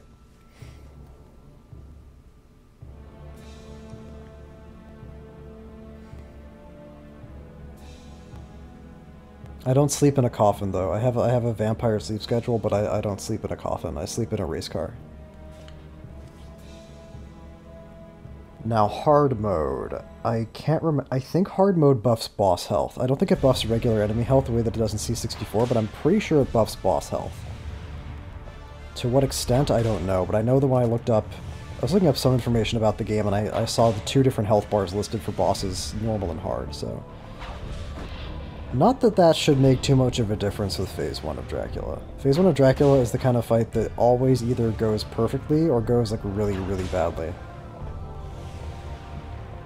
Because it all just comes back to, like, the jump timing.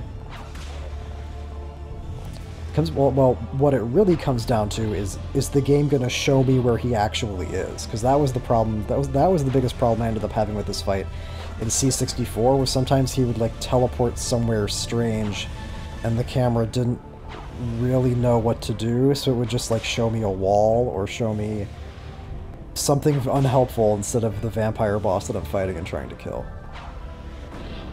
But Legacy of Darkness, as it was advertised, is better about that kind of thing. Dang, that was... okay. That was actually pretty close. I feel like if that hadn't connected, then he would have gotten me there. And that would have been bad, because that attack where he sucks you in doesn't just do damage to you, it heals him. He's, like, sucking your blood like a vampire. And I'm pretty sure it vampirizes you, although that's not really a problem.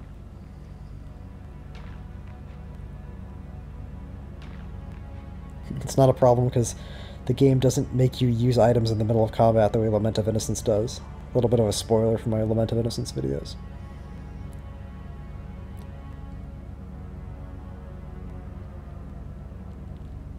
Damn, fucking Reinhardt is, like, pretty swole. Those are some serious biceps.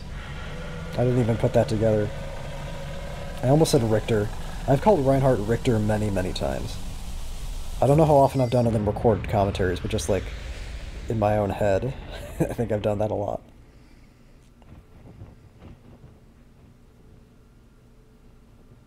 Because I think Belmont 1800s are, even though Richter's not an 1800s Belmont, technically he's a very, very late 1700s Belmont.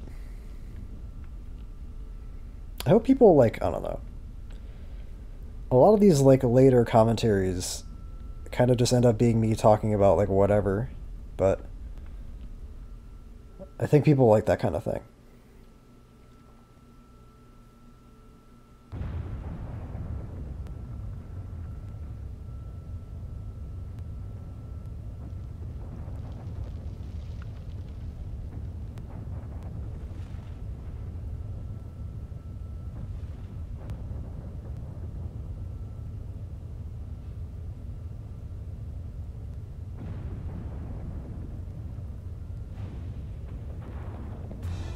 I remember every time I got to this cutscene, I was always really paranoid that, like... So the way Legacy of Darkness works is that it's similar to the way Castlevania 64 worked, where there's a good ending and a bad ending. And you get the bad ending if you take too long to beat the game. And the bad ending is characterized by fighting a vampirized Charlie Vincent in that second, in the last room before the throne room, and then only fighting the first phase of Dracula, and that being, like, the end of the game. And I think the way that the bad ending cutscene plays out is that after you beat the first phase of Dracula, Malice, instead of being out here shooting arrows at you, anomalously appears in Dracula's throne room, and then Reinhardt or whatever is like, "Oh, Malice, how'd you get here? Let's escape." And I was always paranoid that I, like, hadn't finished the game fast enough, because the time limit for C64, from what I've heard, is 14 days, but I think Legacy of Darkness cut that in half to 7 days. Probably to make it, like, actually attainable deliberately, without just, like, AFKing for however the fuck long it would take to burn, like, 9 days off of the timer. So I was always really... and I don't know when it stops counting. It must stop counting once you get into the throne room area. Maybe even once you get to the clock tower, I don't know. But I was always, like, paranoid that somehow I had exceeded the 7-day limit, like, during the last Dracula fight, and that during that cutscene that plays after Phase 1 of Dracula dies, like, it would be like the Malice is there cutscene, and that I'd have to fucking re-record however much of the game I needed to get in under the time. I don't actually know how many in-game days it took me to do these runs, but I guess it must be under 7 if 7 is actually the cutoff.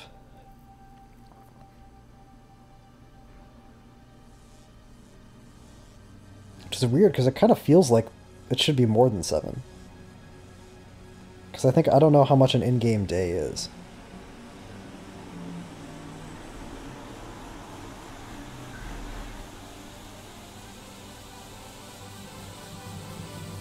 Like, how many days did I spend in the fucking castle center? That's half an hour. Like, I don't know.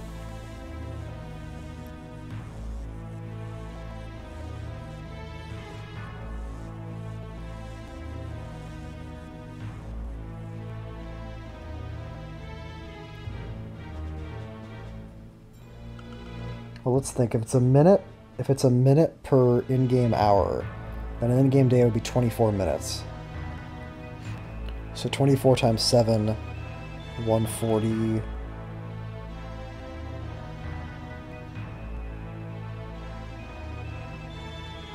$168 minutes? That's 2 hours, 48 minutes. Okay, I'm under that. And that's not counting cutscenes, so... I guess I am still comfortably underneath whatever the limit is.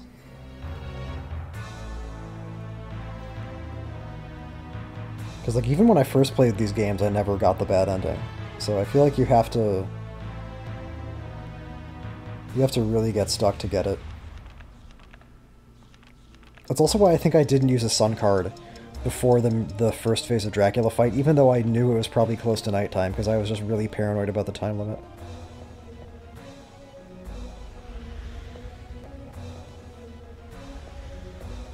Oh, Jesus Christ. Okay. Well, wow, I guess I'm dedicated to the whole sliding thing.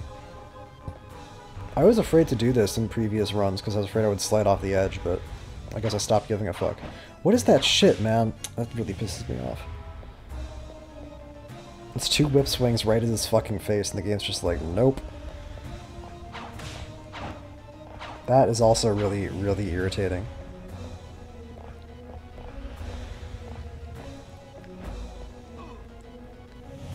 I think those bats are faster than they are in normal mode. Either he's shooting them faster or they're moving faster. This is some seriously dumb shit. Like, just fucking hit him.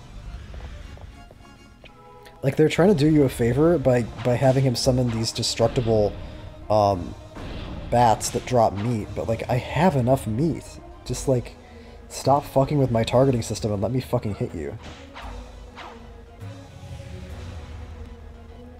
Because I don't want to use crosses here. I want to save crosses for phase 3, but if the whip is just, like, not gonna fucking work half the time, then what choice do I have? At least drop jewels, you know? That is actually insane. Did you see that shit? One hit of the cross hit his, like, forearm, or his, like, wrist when he brought his hand up, and the other one hit, like, his collar. That's actually insane. This phase sucks. I hate this fight. Like, phase 1 of Dracula is, like, it's usually... He can, like, teleport around to, like, a weird place sometimes, but in Legacy of Darkness, the camera's good enough that it's not usually an issue, and here it's just, like, trying to hit him when he's out on one of those far outcroppings is, like, so hard. And I don't know if they changed his behavior in Legacy of Darkness or what, because I feel like in C64, he's, like, always on those outcroppings, and here it seems like he's in the middle more often, so... And he's much easier to hit when he's in the middle, because you can actually, like, get to him. Instead of, like, by the time you know where he is, he's already shooting projectiles at you, and then a second later he's going to teleport away, which is what it's like otherwise.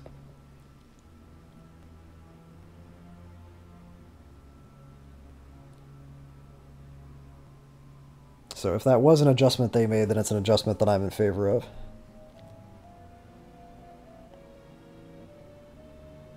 Look at that hand. That is just a real square hand right there. Yeah. Yeah, upscaling this to the degree that I did was probably a mistake. I should either maybe, like, turned off the high-res pack or something. I don't know. I feel like this game... I mean, there's just, to a certain extent, there's nothing I can do about how the game looks, but I really should have worked harder to at least stop, like, the jittering. This is what always happens when I get to this part of Legacy of Darkness footage, is I start noticing, like, how weird things look, and I get all, like,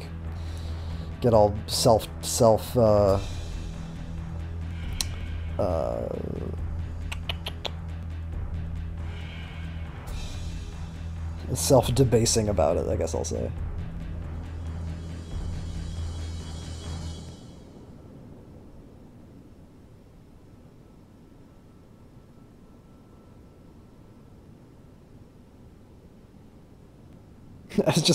I had a funny thought, because I was thinking about, like, the fact that this fight takes place out in, like, the middle of this wasteland. I was thinking about final phase Dracula fights, and how many of them also transport you to, like, an alternate reality. There's Symphony of the Night, of course, and then there's Circle of the Moon, Harmony of Dissonance. A lot of them do that. But then a lot of them also have you fight phase 2 of Dracula just in the throne room, and I was imagining, like, this fight in the throne room. The boss wouldn't even fucking fit, because he's so huge. This is a cool phase 3 design. I have issues with the way that this fight is designed mechanically, but the boss itself I think looks really cool. It's extremely distinct, if nothing else. I guess, because they never really do anything like insectoid. Centipedes aren't insects, they have too many legs, but you know what I mean. With Dracula's monstrous forms ever again. Although, phase 2 of the Soma fight in Julius mode of Dawn of Sorrow does shoot centipedes at you, but that's a little bit of a different thing. It's the shockwave on that claw swipe that always gets me.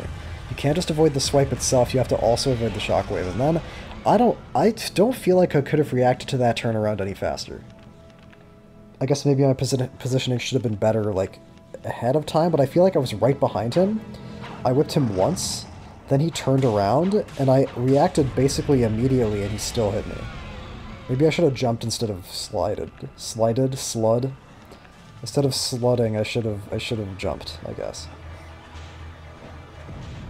I know I don't want to use the cross here, but I guess I also don't want to end the fight with any leftover gems. Yeah, now is when I want to use the cross when the fire serpents are out, because the cross will hit them too.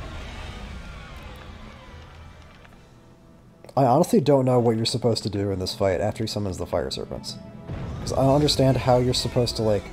Because this is a camera problem, because you can't keep track of where they are. Because the camera is centered on Dracula, as it should be, but the consequence of that is that the fire serpents will just, like, go behind you and you can't see them anymore. And there, I had to jump over the shockwave, but as the shockwave was coming at me, so were the fire serpents, and I couldn't both jump to the side to avoid the shockwave and jump forward over the shockwave at the same time. So it's like I would have had to jump sideways there to avoid the fire serpents, but then I had to jump forward to not get hit by the shockwave. So it's like, what the fuck do I do? And that's like this fight basically in a nutshell. It's just like, what the fuck do I do the whole time once he summons the fire serpents? But now it's over.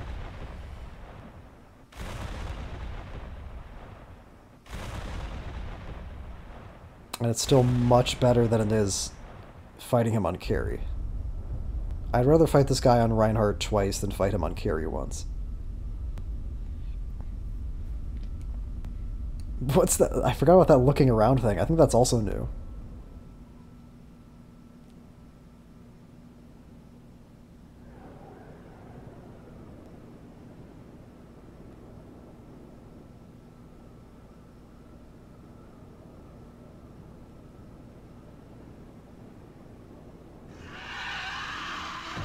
Covers up his eyes like Indiana Jones at the end of Raiders of the Lost Ark. This might be the most melodramatic Dracula death.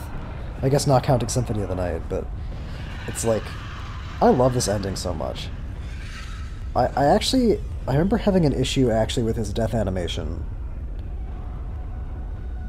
It looks fine so far. Oh, he's on fire this time. I didn't even notice that. That's so cool. He's being dragged down into hell.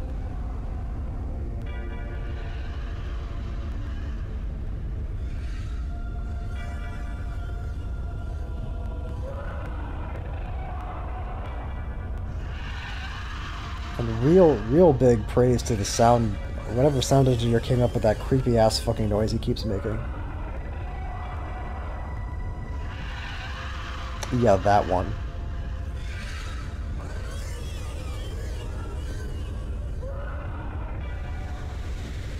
Yeah, okay, that was the... I think the rocks floating up are a little much. It looks a little bit... Like, in C64 it's a little bit simpler and a little bit more, like, ethereal and mysterious. I think the rocks floating up are not necessary.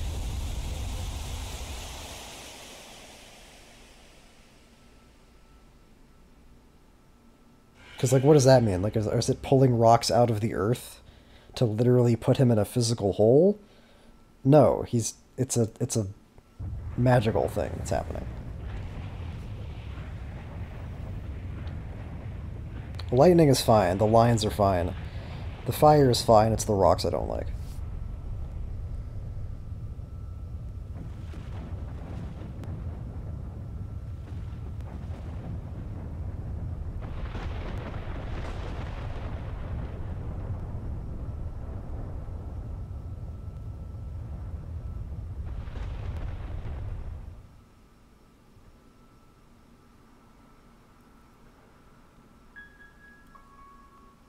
It's also very interesting that Dracula's castle is on an island in the middle of a lake in the N64 games, which...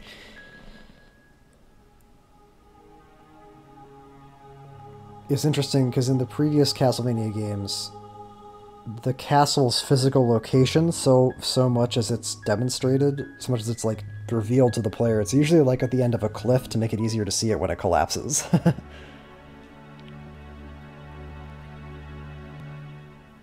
But I like the idea of Dracula's castle, like, rising out of the water. Although it's also been there for 8 years. So maybe it's just always there, but only sometimes inhabited by Dracula? See, these are some answers that a Netflix series could... These are some questions that a Netflix series could answer.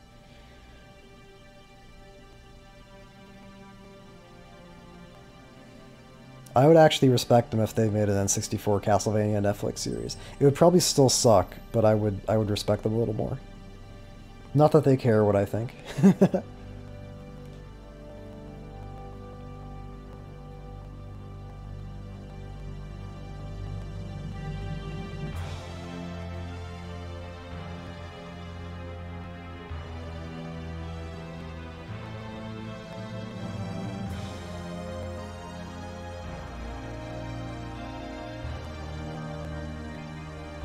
Jesus, there's like a fucking earthquake happening. I don't know why this jittering is so bad on this cutscene, but it really is. Pretend it's like a film reel. Pretend it's like a projection in a theater.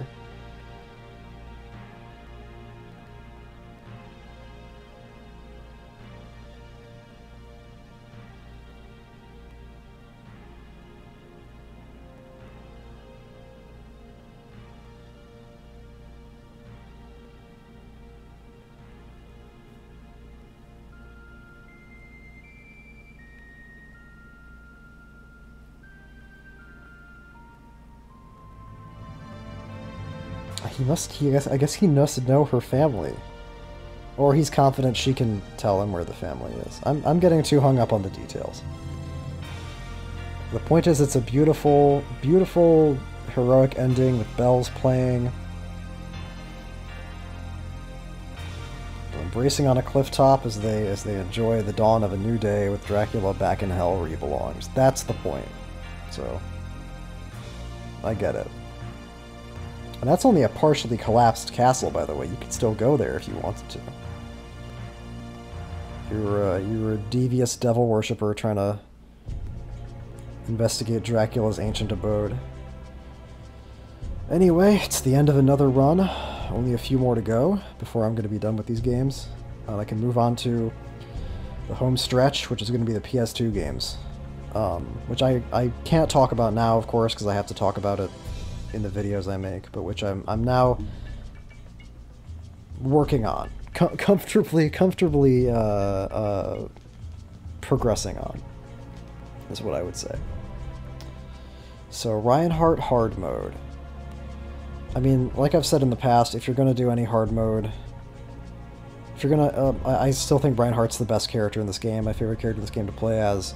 And even though I've now learned that Cornell mode is not actually any harder than Reinhardt mode, I think I would have to say that my recommendation for which one to play would boil down to Like, how much do you hate the Castle Center? Or how much do you hate the Nitro run? Because I will say this, Cornell mode, as annoying as it is to do, like,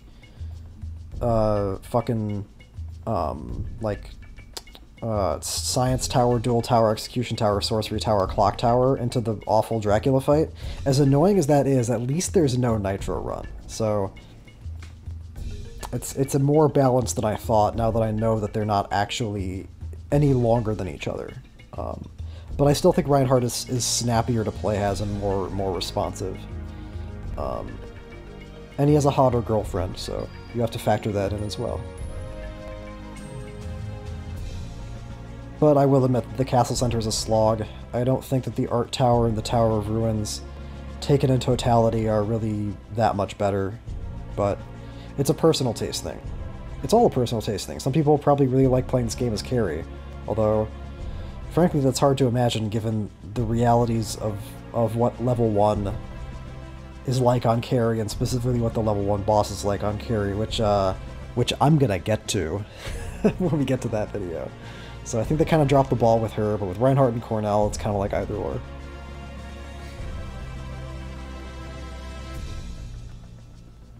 And really, the Cornell-Dracula fight is kind of like... It's very close to fine. They just really needed to They really needed to make his attacks clearer in Phase 2. Because I still don't really understand that fight at all. Maybe that's my fault. But I understand through all 3 phases of Dracula, at least. Like, with Phase 3 of Dracula and Reinhardt mode, I at least can kind of figure out what's going on and what, like, the game maybe wants me to do to deal with the problems. But with Dracula Ultimate and Cornell mode, I really just have no idea, like, what is going on half the time. Anyway, now I'm talking more Cornell mode again. That's Reinhardt mode. Carry is coming up next. Thank you so much for watching, and keep on Earth rocking.